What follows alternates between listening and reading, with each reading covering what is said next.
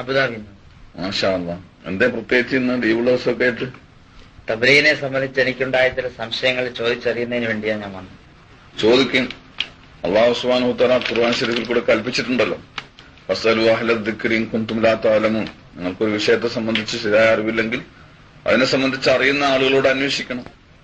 നമുക്കറിയുന്ന രീതിയിൽ, അറിയുന്ന രൂപത്തിൽ, അറിയുന്ന കാര്യങ്ങൾ പറയാൻ ഇൻഷാ അല്ലാഹ്. അല്ലാഹു അതിന് സാലിഹായ അമലായി ഖബൂൽ ചെയ്യുമാറാകട്ടെ.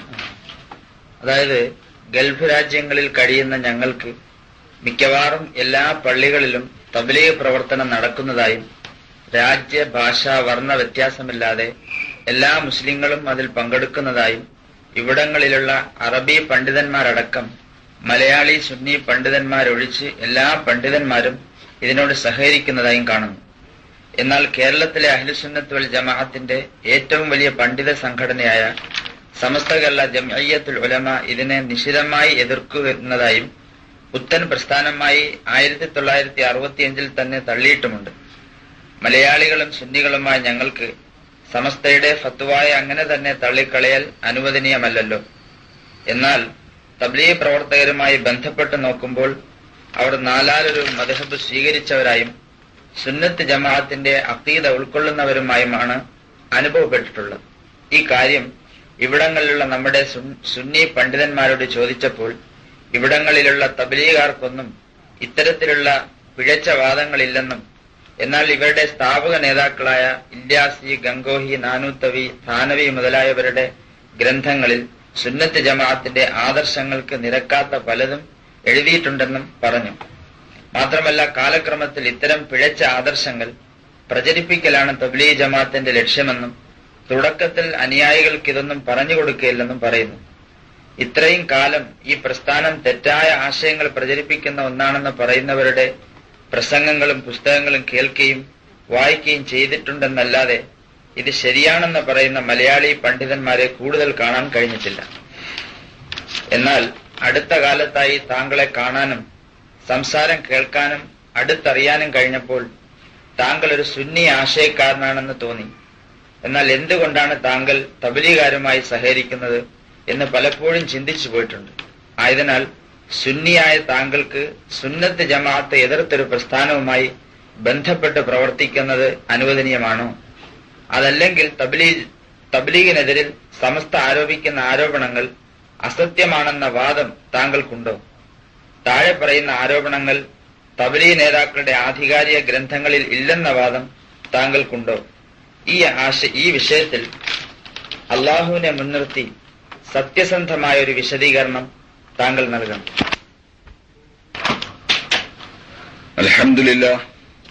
അൽഹംദുലില്ലാഹി നഹ്മദുഹു വനസ്തഈനുഹു വനസ്തഗ്ഫിറുഹു വനുഅ്മിനു ബിഹി വനതവക്കലു അലൈഹി വനഊദു ബില്ലാഹി മിൻ ശുറൂരി അൻഫുസിനാ വമിൻ സയ്യിആതി അഅമാലിനാ മൻ യഹ്ദില്ലാഹു ഫലാ മുദില്ല ലഹു വമൻ യുദ്ലിൽഹു ഫലാ ഹാദിയ ലഹു വനശ്ഹദു അൻ ലാ ഇലാഹ ഇല്ലല്ലാഹു വഹ്ദഹു ലാ ശരീക ലഹു ونشهد أن سيدنا ونبينا ومولانا محمدا عبده ورسوله أرسله كافة للناس بشيرا ونذيرا وداعيا إلى الله بإذنه وسراجا منيرا صلى الله تعالى عليه وعلى آله وأصحابه وبارك وسلم تسليما كثيرا كثيرا رب اشرح لي صدري ويسر لي أمري واحلل عقدة من لساني يفقهوا قولي اللهم ألهمنا مراشد أمورنا وأعذنا من شرور أنفسنا ومن سيئات أعمالنا أما بعد. അൽഹംദുലില്ലാ, വളരെ കാലമായി മനസ്സുകൊണ്ട് ആശിച്ചിരുന്ന ഒരു കാര്യമാണ് മലയാളി പണ്ഡിതന്മാർക്കും അഥവാ സുന്നി പണ്ഡിതന്മാർക്കും സുന്നികളായ സാധാരണ ജനങ്ങൾക്കും തബ്ലീഗ് ദഅവത്ത് എന്ന പ്രവർത്തനത്തെ സംബന്ധിച്ചും ദേവബന്ദ് ഉലമാഇന്റെ നിലപാടിനെ സംബന്ധിച്ചും ശരിയായ ഒരു വിശദീകരണം നൽകാൻ സാധിക്കണം, അഥവാ അത് ജനങ്ങളിലേക്ക് എത്തിക്കാൻ സാധിക്കണം എന്നുള്ളത്. എന്നാൽ ഇന്നുവരെയും ശാന്തമായ മനസ്സോടുകൂടി കാര്യങ്ങളുടെ നിജസ്ഥിതി എന്താണ് എന്ന് യാഥാർത്ഥ്യം മനസ്സിലാക്കണമെന്ന ഉദ്ദേശത്തോടുകൂടി ഒരു സംവാദം അഥവാ പരസ്പര ആശയ വിനിമയം നടത്താനുള്ള ഒരു അവസരം ലഭിച്ചിട്ടില്ല. പലപ്പോഴും കേരളത്തിലെ സുന്നി പണ്ഡിതന്മാരുമായി നേരിട്ട് സംസാരിക്കാൻ അവസരം കിട്ടിയപ്പോഴൊക്കെ അവരെല്ലാവരും ഈ രീതിയിലുള്ള തെറ്റിദ്ധാരണകളിൽ മുഴുകിക്കഴിയുന്നവരായിട്ട് അനുഭവപ്പെട്ടു. എന്നാൽ യാഥാർത്ഥ്യം എന്താണ് എന്ന് വിവരിച്ചു കൊടുക്കുകയും അതിന്റെ ശരിയായ പാശ്ചാത്തലം മനസ്സിലാക്കി കൊടുക്കുകയും കയ്യിലുണ്ടായിരുന്ന ചില ഗ്രന്ഥങ്ങൾ അവർക്ക് കാണിച്ച് അതിന്റെ വിശദീകരണം നൽകുകയും ചെയ്തപ്പോൾ അവർ ഖേദിക്കുകയും ഇത്തരത്തിലുള്ള പുണ്യമായ ഒരു പ്രവർത്തനത്തെയും ഈ രീതിയിലുള്ള മഹാമാരെ ഞങ്ങൾ തെറ്റിദ്ധരിച്ചല്ലോ എന്ന് ചിന്തിച്ച് സങ്കടപ്പെടുകയും ചെയ്യുന്നതായിട്ട് അനുഭവത്തിൽ കാണാൻ സാധിച്ചു. എന്നാൽ ഈ രീതിയിലുള്ള ഒരു സമീപനം ജനങ്ങളിലേക്ക് എങ്ങനെ എത്തിക്കാം? നമ്മെ സംബന്ധിച്ചിടത്തോളം നമ്മൾ രണ്ടും രണ്ടല്ല, രണ്ടും ഒന്നാണ്. നമ്മുടെ ഇൽമിന്റെ സ്രോതസ് ഒന്നാണ്, നമ്മുടെ ഉസ്താദന്മാർ ഒന്നാണ്, നമ്മുടെ മശായിഖ്യങ്ങൾ ഒന്നാണ്, നമ്മുടെ ആശയം ഒന്നാണ്. പക്ഷേ ഖേദകരമെന്ന് പറയട്ടെ, ദഅവത്തിന്റെയും തബ്ലീഗിന്റെയും പ്രചാരകന്മാരായി തീരേണ്ടിയിരുന്നവർ അഥവാ ദേവബന്ദ് ഉലമായിന്റെ ആശയം ജനങ്ങളിൽ പ്രചരിപ്പിക്കേണ്ട ഉത്തരവാദിത്വം ഏറ്റെടുത്തിട്ടുള്ളവർ അഥവാ സമസ്ത കേരള ജമിയത്തുൽ ഉലമ യഥാർത്ഥത്തിൽ ഈ പ്രവർത്തനത്തെ സഹകരിക്കുകയും അതിന്റെ ഉത്തരവാദിത്വം ഏറ്റെടുക്കുകയും ചെയ്യേണ്ടതായിരുന്നു. എന്നാൽ ദൗർഭാഗ്യവശാൽ അവർ തന്നെ ഇതിന്റെ ശത്രുക്കളായി മാറുകയും അതിനെതിരിൽ പ്രചരിപ്പിക്കുന്നവരായി തീരുകയും ചെയ്ത ഒരവസ്ഥയാണ് കാണാൻ സാധിച്ചത്. യഥാർത്ഥത്തിൽ എന്നെ സംബന്ധിച്ചിടത്തോളം പറയുകയാണെങ്കിൽ അള്ളാഹുവിന്റെ മഹത്തായ അനുഗ്രഹത്താൽ ഞാനൊരു അറിയപ്പെട്ട കേരളത്തിലെ ഒരു ഉലമാ കുടുംബത്തിൽ ജനിക്കാൻ ഭാഗ്യം സിദ്ധിച്ചവനാണ്. അഥവാ കോഴിക്കോട് ഖാളി കുടുംബത്തിൽ ഇന്ന് കോഴിക്കോട് ഖാളിയായ ജനാബ് നാലകത്ത് മുഹമ്മദ് കോയ സാഹിബ് അവരുടെ സഹോദരി പുത്രനാണ്. ദീനിയായ വിദ്യാഭ്യാസത്തിന്റെ പ്രാഥമിക ഘട്ടം കോഴിക്കോട് നിന്ന് തന്നെ കുഞ്ഞർമുട്ടി മുസ്ലിയാർ അവറുകളിൽ നിന്നും കരസ്ഥമാക്കാനും ഇൽമു നേടാനും ഉപരിപഠനത്തിനു വേണ്ടി ഡൽഹി നിസാമുദ്ദീനിലേക്ക് പോകാനും അല്ലാഹു സുബ്ഹാനഹു വ തആല 1976 തബ്ലീഗ് പ്രവർത്തനത്തെ സംബന്ധിച്ച് മനസ്സിലാക്കാനും അതിനെ അടുത്തറിയാനുമുള്ള ഒരു അവസരം അല്ലാഹു തന്നു. 40 ദിവസം ഒരു ജമാഅത്തിന്റെ കൂട്ടത്തിൽ പ്രവർത്തിക്കാൻ സാധിച്ചു. എന്നാൽ ഈ 40 ദിവസക്കാലത്ത് സുന്നത്ത് ജമാഅത്തിന്റെ ആശയങ്ങൾക്ക് വിരുദ്ധമായ എന്തെങ്കിലും കാര്യങ്ങൾ പഠിപ്പിക്കുന്നതായോ പറയുന്നതായോ കാണാനോ കേൾക്കാനോ സാധിച്ചില്ല. അവരുടെ തൈലീമിലായാലും പ്രസംഗത്തിലായാലും മറ്റുള്ള അവരുടെ അമലുകളിലായാലും മാത്രമല്ല, നമ്മൾ മദ്രസകളിൽ നിന്നും പഠിച്ച സുന്നത്ത് ജമാഅത്തിന്റെ അഖീദകളും കർമ്മങ്ങളും എല്ലാം നമ്മുടെ പ്രവൃത്തി പദത്തിൽ കൊണ്ടുവരുന്നതിന് വേണ്ടി വളരെ സഹായകരമായ ഒന്നാണ് തബ്ലീഗ് പ്രവർത്തനം എന്ന അനുഭവത്തിൽ നിന്നും ബോധ്യപ്പെട്ടു. എന്നാൽ 40 ദിവസം ജമാഅത്തിൽ കഴിഞ്ഞ് നാട്ടിൽ തിരിച്ചെത്തിയതിനു ശേഷം സഹൃദരായ ചില സുഹൃത്തുക്കൾ ഞാൻ ജമാഅത്തിൽ പോയ കഥയറിഞ്ഞ് എന്റെ അടുക്കൽ വരികയും തബ്ലീഗ് നേതാക്കന്മാർ കള്ളപ്രവാചകന്മാർക്ക് സ്ഥാനം നൽകിയവരാണെന്നും റസൂൽ സല്ലല്ലാഹു അലൈഹി വസല്ലമിന്റെ നബുവത്തിന്റെ ഖാതമിയത്തിനെ ഇൻകാർ ചെയ്തവരാണെന്നും റസൂൽ സല്ലല്ലാഹു അലൈഹി വസല്ലം തങ്ങളെ ആക്ഷേപിക്കുകയും തങ്ങളുടെ മഹത്വത്തിന് നിരക്കാത്ത പല കാര്യങ്ങളും നബി സല്ലല്ലാഹു അലൈഹി വസല്ലമയിലേക്ക് മൻസൂബാക്കിയിരിക്കുകയും ചെയ്തിരിക്കുന്നുവെന്നും നിസ്കാരത്തിൽ അസ്സലാമു അലൈക അയ്യുഹൻ നബി എന്ന് പറയുമ്പോൾ പട്ടിയെയോ കഴുതയെയോ വേശ്യാപ്പെണ്ണിനെയോ വിഭജിക്കുന്നതിനെയോ ചിന്തിക്കുന്നതാണ് റസൂൽ സല്ലല്ലാഹു അലൈഹി വസല്ലം തങ്ങളെ ചിന്തിച്ചു പോകുന്നതിനേക്കാൾ നല്ലത് എന്ന് അവിടെ ഗ്രന്ഥങ്ങളിൽ എഴുതിയിട്ടുണ്ടെന്നെല്ലാം പറയുകയുണ്ടായി.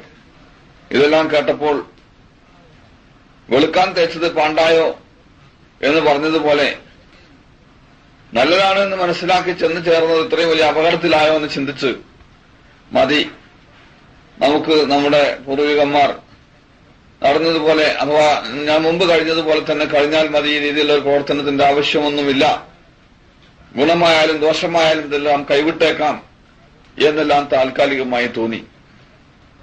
അല്പസമയത്തിന് ശേഷം ഇൽഹാം എന്ന് തന്നെ പറയാം, അത് ശരിയല്ലല്ലോ, ആരെങ്കിലും വന്ന് എന്തെങ്കിലും പറഞ്ഞതിന്റെ പേരിൽ മാത്രം ഒരു കാര്യത്തെ സംബന്ധിച്ച് തീരുമാനമെടുക്കുന്നത് യുക്തിക്ക് യോജിച്ചതല്ല, നമ്മുടെ ഇസ്ലാമിക സ്വഭാവത്തിനും യോജിച്ചതല്ല.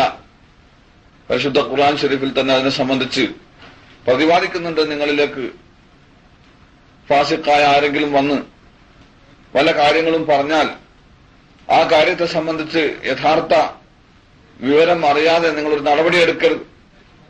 ഇപ്പൊ ഈ വന്ന് പറഞ്ഞ ആൾക്കാർ ഫാസിഖ്യങ്ങളാണെന്നല്ല ഞാൻ പറഞ്ഞതിന്റെ അർത്ഥം.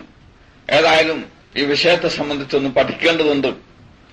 അഥവാ സുന്നത്ത് ജമാഅത്തിന്റെ അഖീദക്ക് വിപരീതമായ ആശയങ്ങൾ ഉൾക്കൊള്ളുന്നവരായും മുസ്ലിമീങ്ങളെ ഇസ്ലാമിക വൃത്തത്തിൽ നിന്നും വഴിതെറ്റിക്കാൻ വേണ്ടി പരിശ്രമിക്കുന്നവരായുമാണ് ഇവരെ കണ്ടതെങ്കിൽ, അനുഭവപ്പെട്ടതെങ്കിൽ തീർച്ചയായും ഇതിൽ നിന്ന് വിട്ടുനിൽക്കണമെന്ന് മാത്രമല്ല, അള്ളാഹു നൽകിയ മുഴുവൻ കഴിവുകളും എന്തെല്ലാമാണോ വളരെ പരിമിതമായ നിലയിലാണെങ്കിലും ശരി, അത് ജനങ്ങളെ വഴിതെറ്റിക്കുന്ന ഈ പ്രസ്ഥാനത്തിനെതിരിൽ തിരിച്ചുവിടണമെന്നും ഉറച്ചു തീരുമാനിക്കുകയുണ്ടായി.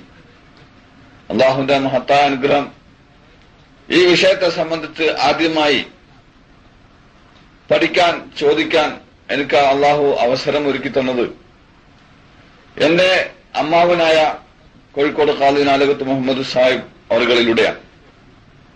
ഞാൻ അദ്ദേഹത്തെ സമീപിക്കുകയും ദേവബന്ധ ഉലമാക്കൾ ആരാണ്, അവർക്ക് സുന്നത്ത് ജമാഅത്തുമായുള്ള ബന്ധമെന്താണ്, അവരുടെ അഖീദ ഏത് രീതിയിലുള്ളതായിരുന്നു, നമുക്ക് അവരെ അംഗീകരിക്കാനോ അവരുമായി ബന്ധപ്പെടാനോ അവരെ ആദരിക്കാനോ പാടുണ്ടോ തുടങ്ങിയ കാര്യങ്ങൾ ഞാൻ അദ്ദേഹത്തോട് ചോദിക്കേണ്ടായി. അപ്പോൾ മഹാനവറുകൾ പറഞ്ഞത്, ഇന്ന് കേരളത്തിലുള്ള മുഴുവൻ ആലിമീങ്ങളുടെയും മഹത്വം ഒരുമിച്ച് കൂട്ടിയാൽ ആ പറയപ്പെട്ട ദൈവബന്ധ ഉലമാക്കളുടെ കാലിന്റെ അടിയിൽ പറ്റിയ പൊടിയുടെ മഹത്വത്തോട് യോജിക്കുകയില്ല, അത്രയും എത്തുകയില്ല എന്ന് മഹാനവറുകൾ പറയണ്ടായി. മാത്രമല്ല, അവർ തസവൂഫിന്റെ വിഷയത്തിലും അഖീദയുടെ വിഷയത്തിലും അമീഖായ നിലയിൽ പറഞ്ഞ കാര്യങ്ങളുടെ നിജസ്ഥിതി മനസ്സിലാക്കാൻ ഒരുപക്ഷെ ഉറുദു ഭാഷയിലുള്ള കഴിവിന്റെ അഭാവം കൊണ്ട് സാധിക്കാതെ പോയതായിരിക്കാം, അല്ലെങ്കിൽ വല്ല ഹസദും അതിന്റെ പിന്നിൽ പ്രവർത്തിച്ചിട്ടുണ്ടാകാം, അല്ലാഹു അലം. ഏതായാലും ഇവർ ആരോപിക്കുന്ന ആരോപണങ്ങളിൽ നിന്നെല്ലാം ആ മഹാന്മാർ പരിശുദ്ധരാണ് എന്ന് മഹാനവറുകൾ പറയണ്ടായി. അതിനുശേഷം വീണ്ടും ആ വിഷയത്തിൽ കൂടുതൽ ഗ്രാഹ്യത ഉറപ്പ് കിട്ടുന്നതിനു വേണ്ടി ഇബ്രാഹിം നബി അലൈഹി സ്വലാത്തു വസ്സലാം അള്ളാഹുവിനോട് പറഞ്ഞതുപോലെ ഖാല ബല വലാകിൻ ലിയത്മഇന്ന ഖൽബി, ജീവിപ്പിക്കാനും മരിപ്പിക്കാനും കഴിവുള്ളവനാണ് അള്ളാഹു എന്ന കാര്യത്തിൽ എനിക്ക് സംശയമൊന്നുമില്ല, പക്ഷേ എന്റെ ഹൃദയത്തിനൊരു സമാധാനം വരുന്നതിനു വേണ്ടി എന്ന് പറഞ്ഞതുപോലെ ഞാൻ വീണ്ടും ഈ വിഷയത്തെപ്പറ്റി പഠിക്കാൻ സമീപിച്ചത് മഹാനായ മർഹൂം കോഴിക്കോട് വലിയ ഖാദി സയ്യിദ് അഹമ്മദ് ശിഹാബുദ്ദീൻ ഇമ്പിച്ചി കോയ തങ്ങൾ അവരുകളെയായിരുന്നു. അദ്ദേഹത്തോട് ദൈവബന്ധ ഉലമായിനെ സംബന്ധിച്ചും അവരുടെ അഖീദയെ സംബന്ധിച്ചുമെല്ലാം ചോദിച്ചപ്പോൾ, ഇന്ന് കേരളത്തിലും ഇന്ത്യയിലും ഹദീസിന്റെ ഇൽമ് പഠിച്ചിട്ടുള്ളവർക്കെല്ലാം അവരുമായിട്ടാണ് ബന്ധമെന്നും അവരിലൂടെ അല്ലാതെ ഹദീസിന്റെ ഇൽമ് റസൂലുള്ള അവരെ മുട്ടുകയില്ല എന്നും ആ മഹാന്മാരെല്ലാം ദീനിനോട് ചെയ്ത ത്യാഗങ്ങൾ വളരെ വലുതാണെന്നും അവർ പറഞ്ഞ കാര്യങ്ങൾ ഒരുപക്ഷെ വേണ്ട വിധത്തിൽ മനസ്സിലാക്കാൻ കഴിയാതെ പോയതുകൊണ്ടോ അതല്ലെങ്കിൽ മറ്റ് ഹസദ് മുഖേനയോ ആയിരിക്കാം എതിർക്കപ്പെട്ടത് എന്ന് അദ്ദേഹം പറയണ്ടേ.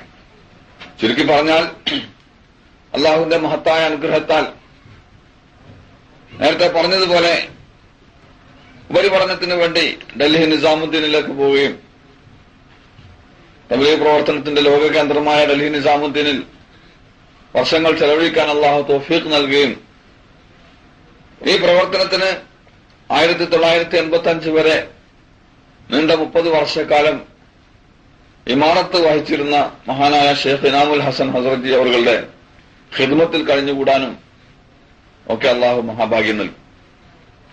അവിടെ നിന്നുകൊണ്ട് ദീനിയായ ഉലൂമുകൾ കരസ്ഥമാക്കുന്നതോടൊപ്പം ദൈവബന്ധ ഉലമായിന്റെ അഖീദ എന്താണ് എന്ന് അവരിൽ നിന്ന് നേരിട്ട് പഠിക്കാനും ഉറുദുവിൽ അവഗാഹം നേടി അവരുടെ ഗ്രന്ഥങ്ങൾ വിശദമായ നിലയിൽ അവരുടെ മുമ്പിൽ വെച്ച് തന്നെ പഠിക്കുകയും അവരുടെ അഖീദ എന്താണ് എന്ന് മനസ്സിലാക്കാൻ അള്ളാഹു അവസരം നൽകുകയും ചെയ്തു. ഏതായാലും ആ പഠനത്തിലൂടെയെല്ലാം ദൈവബന്ധ ഉലമാക്കൾ അഹ്ലുസുന്നത്ത് വൽ ജമാഅത്തിന്റെ അഖീദയുടെ വാഹകരും സ്ഥാപകരുമായിരുന്നു.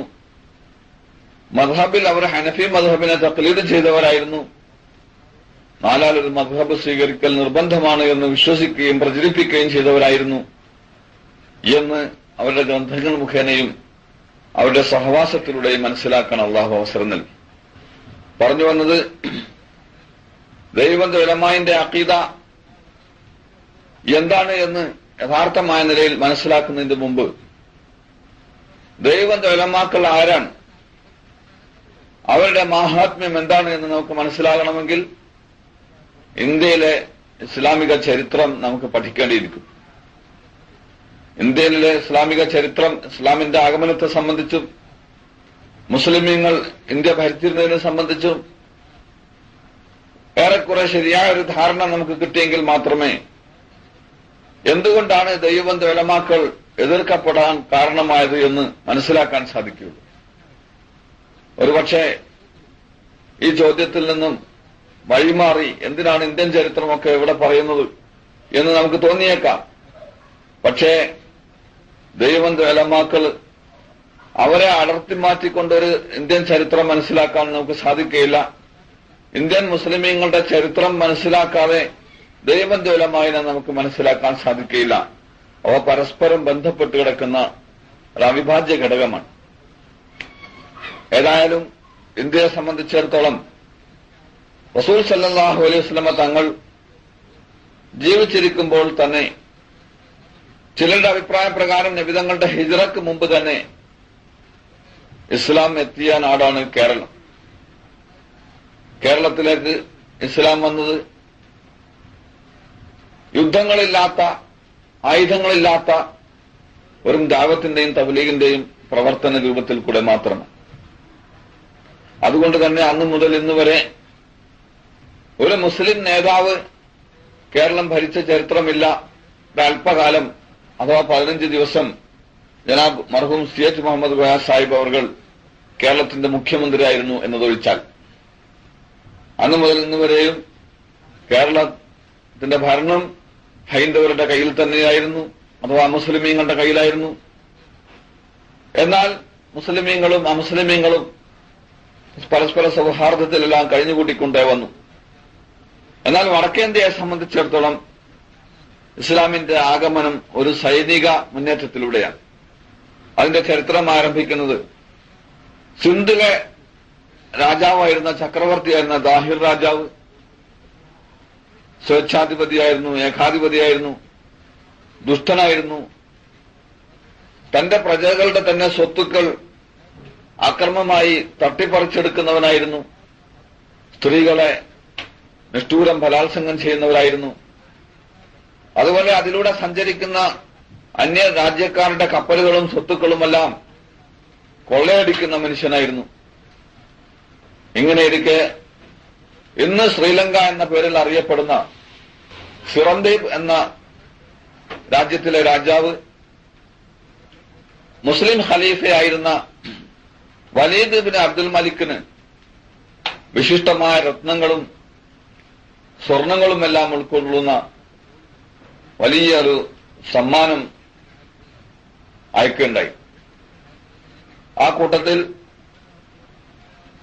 ശ്രീലങ്കയിലുണ്ടായിരുന്ന, അഥവാ സിറന്ദീപിലുണ്ടായിരുന്ന മുൻകാലത്തെ കുടിയേറി താമസിച്ചിരുന്ന അറബികളുടെ സന്താനങ്ങൾ പിന്നീട് ഇസ്ലാം വന്നപ്പോൾ മുസ്ലിമീങ്ങളായി.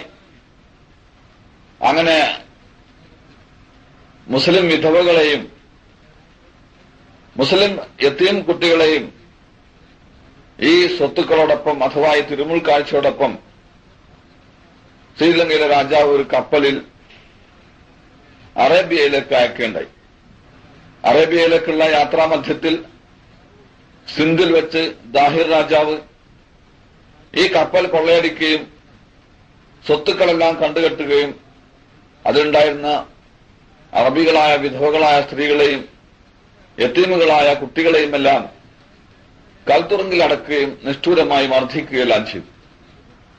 അങ്ങനെ കൽത്തുറുങ്കിൽ അടക്കപ്പെട്ട വിധവയായ ഒരു സ്ത്രീ രഹസ്യമായി ഹജ്ജാജ് ബിൻ യൂസുഫിന് എഴുതിയ ഒരു എഴുത്ത് മുഖേന ആ കൽത്തുറുങ്കിൽ വിഷമിച്ചുകൊണ്ടിരിക്കുന്ന മുസ്ലിമീങ്ങളുടെ വിഷമങ്ങളും കഷ്ടതകളും ആ രാജ്യത്തെ ജനങ്ങൾ അനുഭവിച്ചുകൊണ്ടിരിക്കുന്ന പീഡനങ്ങളുമെല്ലാം മനസ്സിലാക്കിയ ഹജ്ജാജ് ബിൻ യൂസുഫ് ആവേശഭരിതനാവുകയും അവിടുത്തെ മുസ്ലിമീങ്ങളുടെ രക്തം തിളക്കുകയും ആ അഹങ്കാരിയായ സ്വച്ഛാധിപതിയായ ദാഹിർ രാജാവിൽ നിന്നും ജനങ്ങളെ മോചിപ്പിക്കണം, അതിനുവേണ്ടി സിന്ധിലേക്ക് ഒരു സൈന്യത്തെ അയക്കാൻ, ഒരു ജമാഅത്തിനെ അയക്കാൻ അദ്ദേഹം തീരുമാനിച്ചു.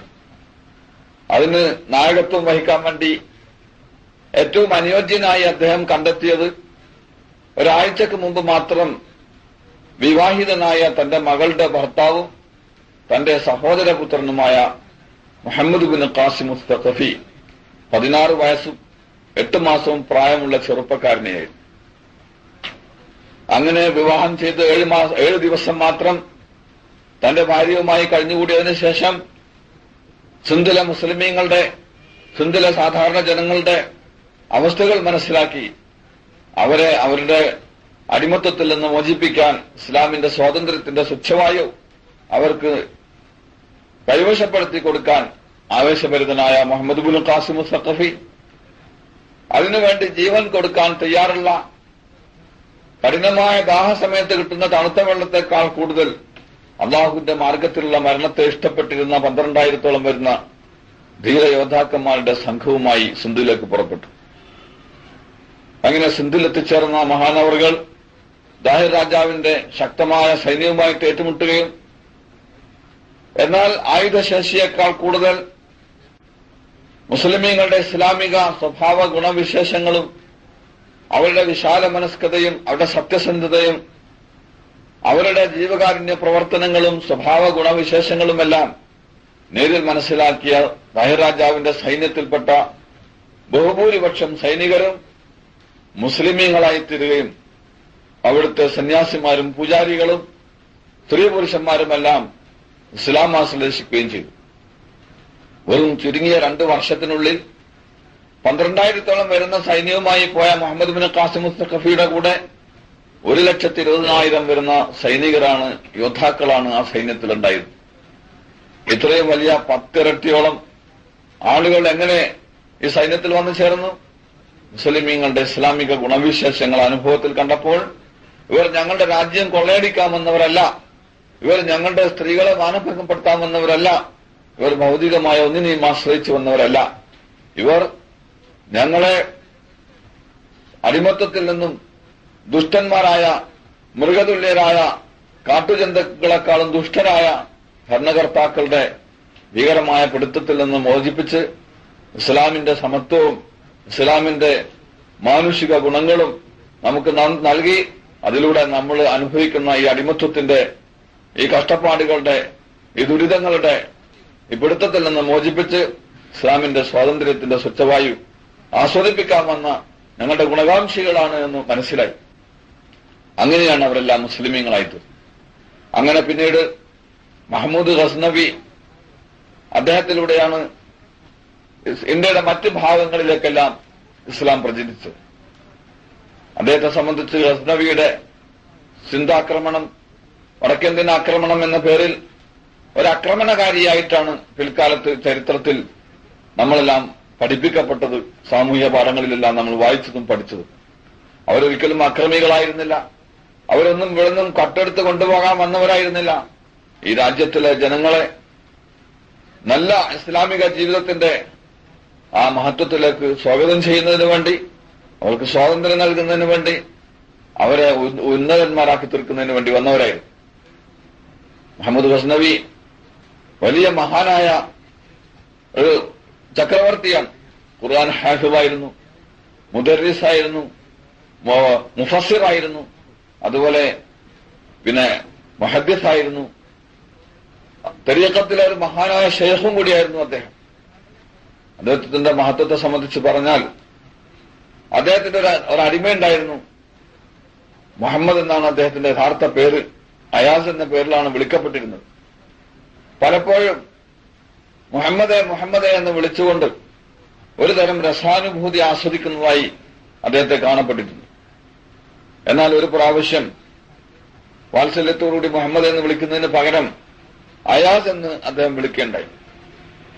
ഇത് കേട്ട അദ്ദേഹത്തിന്റെ ഭൃത്യൻ ദാസൻ അയാസ് ഭയചകിതനായി തീരുകയും തന്റെ യജമാനനായ രാജാവിന് തന്നോട് കഠിനമായ കോപം ഉണ്ടായിട്ടുണ്ട്, അതുകൊണ്ടാണ് മുഹമ്മദ് എന്ന പേരിന് പകരം അയാസ് എന്ന് തന്നെ വിളിച്ചത്, എന്തോ തെറ്റ് എന്നിൽ നിന്ന് സംഭവിച്ചിട്ടുണ്ട് എന്ന് അദ്ദേഹത്തിന് തോന്നി. വിളി കേട്ട് അടുത്ത് ചെന്നപ്പോൾ ഉദവെടുക്കാനുള്ള വെള്ളവും മുസല്ലയും കൊണ്ടുവരിക എന്ന് ആജ്ഞാപിച്ചു. അദ്ദേഹത്തിന് മനസ്സിലായി, ചക്രവർത്തി അവർക്ക് എന്നോട് കഠിനമായ ദേഷ്യം വന്നിട്ടുണ്ട്, അതുകൊണ്ട് ദേഷ്യം വന്നാൽ ഉദു ചെയ്യുക എന്ന ഒരു കർമ്മ നബി സല്ലല്ലാഹു അലൈഹി വസല്ലം തങ്ങൾ പഠിപ്പിച്ചിട്ടുണ്ട്. ആ സുന്നത്തിനെ പിൻപറ്റുന്നതിന് വേണ്ടിയാകാം അദ്ദേഹം ഉദു ചെയ്യുന്നത്. ഉടനെ വിറക്കുന്ന കൈകളുമായി ഉദുവിന്റെ വെള്ളവും മുസല്ലയും അദ്ദേഹത്തിന് എത്തിച്ചു കൊടുത്തു. അങ്ങനെ അദ്ദേഹം മുസല്ലയിൽ നമസ്കാരത്തിന് വേണ്ടി കയറിയപ്പോൾ അദ്ദേഹത്തിന് ബോധ്യപ്പെട്ടു, ഇദ്ദേഹത്തിന് നിയന്ത്രണാതീതമായ കോപം പിടിപെട്ടിരിക്കുകയാണ്, എന്തോ കാര്യമായ ഒരു പിഴവ് എനിക്ക് സംഭവിച്ചിട്ടുണ്ട്. അതുകൊണ്ടാണ് ഉദു കൊണ്ടുപോലും കോപം ശമിക്കാതെ പിന്നീട് നബി സല്ലല്ലാഹു അലൈഹി വസല്ലം പഠിപ്പിച്ച രൂപത്തിൽ നിസ്കാരത്തിലേക്ക് പ്രവേശിച്ചു. അതുകൊണ്ട് നിസ്കാരം കഴിഞ്ഞാൽ ഉടനെ കാൽക്കൽ വീണ് മാപ്പ് ചോദിക്കണം എന്ന് അദ്ദേഹം നിശ്ചയിച്ചു അദ്ദേഹത്തിന്റെ അടുക്കൽ തന്നെ കാത്തുനിന്നു. നിസ്കാരത്തിൽ നിന്നും വിരമിച്ച ഉടനെ അയാസ് അദ്ദേഹത്തിന്റെ കാൽക്കൽ വീഴുകയും തങ്ങളെ മാപ്പാക്കണമെന്ന് പറഞ്ഞു. ചോദിച്ചു, എന്താണ് നീ എന്ത് തെറ്റാ ചെയ്തത്, എന്തിനാണ് നിനക്ക് ഞാൻ മാപ്പാക്കുന്നത്?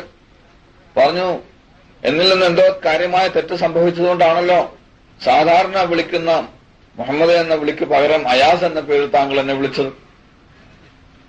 അപ്പൊ അദ്ദേഹം പറഞ്ഞു, ഇല്ല, ഞാൻ നിന്നോടുള്ള കോപത്തിന്റെ പേരിൽ വിളിച്ചതല്ല, നിന്റെ പേര് എന്റെ ഹബീബായ മുഹമ്മദ് സല്ലല്ലാഹു അലൈഹി വസല്ലം തങ്ങളുടെ പേരാണ്. അതുകൊണ്ട് ഇന്ന് വരെയും ഞാൻ ഉദുവില്ലാത്ത ഒരു അവസ്ഥയിൽ എന്റെ ഹബീബായ നബി സല്ലല്ലാഹു അലൈഹി വസല്ലമയുടെ പുണ്യമായ നാമം എന്റെ നാവ് കൊണ്ട് ഞാൻ ഉച്ചരിച്ചിട്ടില്ല. ഇപ്പോൾ നിന്നെ വിളിക്കേണ്ട ആവശ്യം വന്നപ്പോൾ എനിക്ക് ഉദു ഉണ്ടായിരുന്നില്ല, അതുകൊണ്ടാണ് ഞാൻ ഉദു ചെയ്യാനുള്ള വെള്ളത്തിന് ആവശ്യപ്പെട്ടത്. ഇപ്പോൾ ഞാൻ ഉദു എടുത്തു, നമസ്കരിച്ചു തഹിയ്യത്തുൽ ഉദുവിന്റെ സുന്നത്ത് നമസ്കാരം. ഇനി ഞാൻ നിന്നെ വിളിക്കാം എന്റെ ഹബീബായ നബി തങ്ങളുടെ പേരിൽ എന്ന് പറയുകയും മുഹമ്മദേ മുഹമ്മദേ എന്ന് അദ്ദേഹത്തെ വിളിക്കുകയും ചെയ്തു. നമ്മൾ ചിന്തിക്കണം, ഇസ്ലാമിക സാമ്രാജ്യത്തിന്റെ ചക്രവർത്തിയായിരുന്ന മഹാനവറുകൾ അഥവാ മഹ്മൂദ് ഗസ്നവി ഇന്ത്യ മുഴുവൻ അടക്കി ഭരിച്ചിരുന്ന മഹാനവറുകൾ റസൂലുള്ളാഹി സ്വല്ലല്ലാഹു അലൈഹി വസല്ലം തങ്ങളോടുള്ള മഹബ്ബത്ത്, തങ്ങളോടുള്ള ആദരവ് എത്രത്തോളമാണ്, തങ്ങളുടെ നാമം ഉദുവില്ലാത്ത അവസ്ഥയിൽ പറയാൻ ധൈര്യപ്പെടാത്ത നിലയിലായിരുന്നു അദ്ദേഹത്തിന്റെ മഹബ്ബത്ത്. ഇങ്ങനെ നാം നോക്കിയാൽ ഇന്ത്യ രാജ്യം ഭരിച്ചിരുന്ന ചക്രവർത്തിമാരിൽ പലരും അക്ബർ ചക്രവർത്തിയും ജഹാംഗീറിന്റെ ആരംഭകാലവും ഒഴിച്ചു നിർത്തിയാൽ ബാക്കിയെല്ലാം വലിയ വലിയ മഹാന്മാരായ ഔലിയാക്കന്മാരായിരുന്നു ഇന്ത്യ ഭരിച്ചിരുന്നത് നമുക്ക് മനസ്സിലാവും. നമുക്കറിയാം, കുത്തുബുദ്ദീൻ ഐബക്ക് ചക്രവർത്തി സ്ഥാപിച്ച ഒരു മിനാരമാണ് കുത്തുബ് മിനാർ എന്ന പേരിൽ ലോകപ്രസിദ്ധമായ മിനാരം. അദ്ദേഹം തന്റെ ഉസ്താദും ഷെയ്ഖുമായ മഹാനായ കുത്തുബുദ്ദീൻ ഐബക്, കുത്തുബുദ്ദീൻ ബഖ്തിയാർ കാക്കി റഹ്മത്തുള്ളാഹി അലൈഹി അവർക്ക് പ്രതിഫലം കിട്ടാൻ വേണ്ടി, ഈസാൽ സവാബിന് വേണ്ടി, അദ്ദേഹത്തിന്റെ സ്മരണ നിലനിർത്തുന്നതിന് വേണ്ടി ഒരു ഇസ്ലാമിക് കോംപ്ലക്സ് റിസർച്ച് സെന്റർ സ്ഥാപിക്കാൻ വേണ്ടി അദ്ദേഹം തീരുമാനിച്ചു.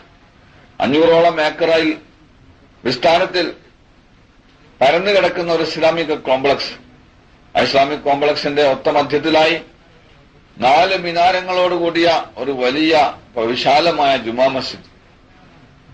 അങ്ങനെ ആ സ്ഥാപനത്തിന്റെ തുടക്കം കുറിക്കാൻ തീരുമാനിച്ചത് ആ 4 മിനാരങ്ങളിൽ നിന്നുള്ള ഒരു മിനാരത്തിന്റെ നിർമ്മാണത്തിലൂടെയാണ്. എന്നാൽ ഒരു മിനാരത്തിന്റെ നിർമ്മാണം പൂർത്തിയാകുമ്പോഴേക്ക് തന്നെ മഹാനായ കുത്തുബുദ്ദീൻ ഐബക് ചക്രവർത്തി മരിച്ചുപോയി, ഈ ഹലോകവാസം വെടിഞ്ഞു, അള്ളാഹുലേക്ക് ചെന്ന് പ്രാപിച്ചു. ഒരൽപ്പം ചിന്തിച്ചു നോക്കുക, ആ ഒറ്റ മിനാരം തന്നെ സാമൂഹ്യ ശാസ്ത്രം പഠിക്കുന്ന ലോക വിദ്യാർത്ഥികളെല്ലാം ഒരത്ഭുതമായി പഠിച്ചുകൊണ്ടിരിക്കുന്ന ഒരു മഹാസൗധമായി മാറിയിട്ടുണ്ടെങ്കിൽ 4 മിനാരങ്ങളും ആ 4 മിനാരങ്ങളാൽ വലയം ചെയ്യപ്പെട്ടിരിക്കുന്ന ജുമാ മസ്ജിദും ആ ജുമാ മസ്ജിദിനെ വലയം ചെയ്തിരിക്കുന്ന ഇസ്ലാമിക് കോംപ്ലക്സും വാസ്തുശില്പകലയിൽ എത്ര അത്ഭുതമുള്ള ഒരു കെട്ടിടമായി, സ്ഥാപനമായി മാറുമായിരുന്നു എന്ന് നമുക്ക് മനസ്സിലാവും. എന്നാൽ ഈ മഹാനവറുകൾ ആരാണ്? അദ്ദേഹത്തിന്റെ മഹാത്മ്യം എന്താണ്?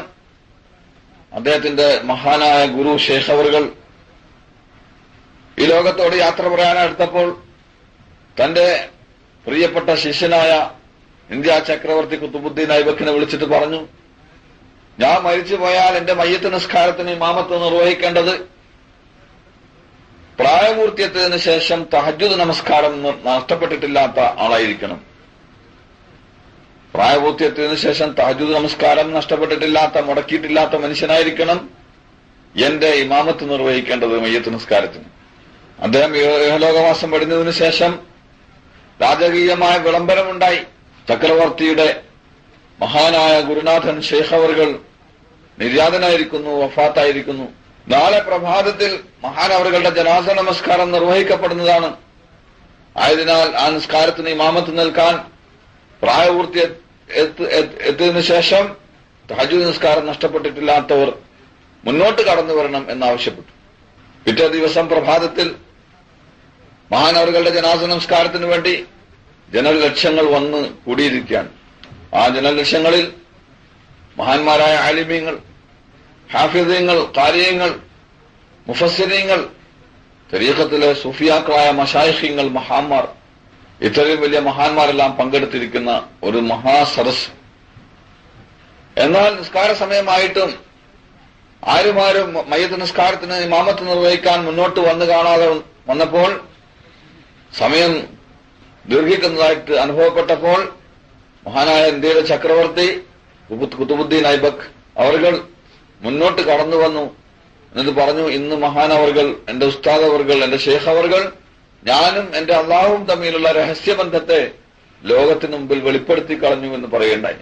അഥവാ അന്ന് പ്രായപൂർത്തി എത്തിയതിനു ശേഷം തഹജ്ജുദ് നിസ്കാരം നഷ്ടപ്പെട്ടിട്ടില്ലാത്ത വ്യക്തി ഇന്ത്യ രാജ്യം ഭരിച്ചിരുന്ന ചക്രവർത്തി മാത്രമായിരുന്നു എന്ന് പറയുമ്പോൾ നമ്മുടെ രാജ്യം ഭരിച്ചിരുന്ന ചക്രവർത്തിമാർ എത്ര വലിയ മഹാന്മാരായിരുന്നു എന്ന് നാം ചിന്തിക്കണം.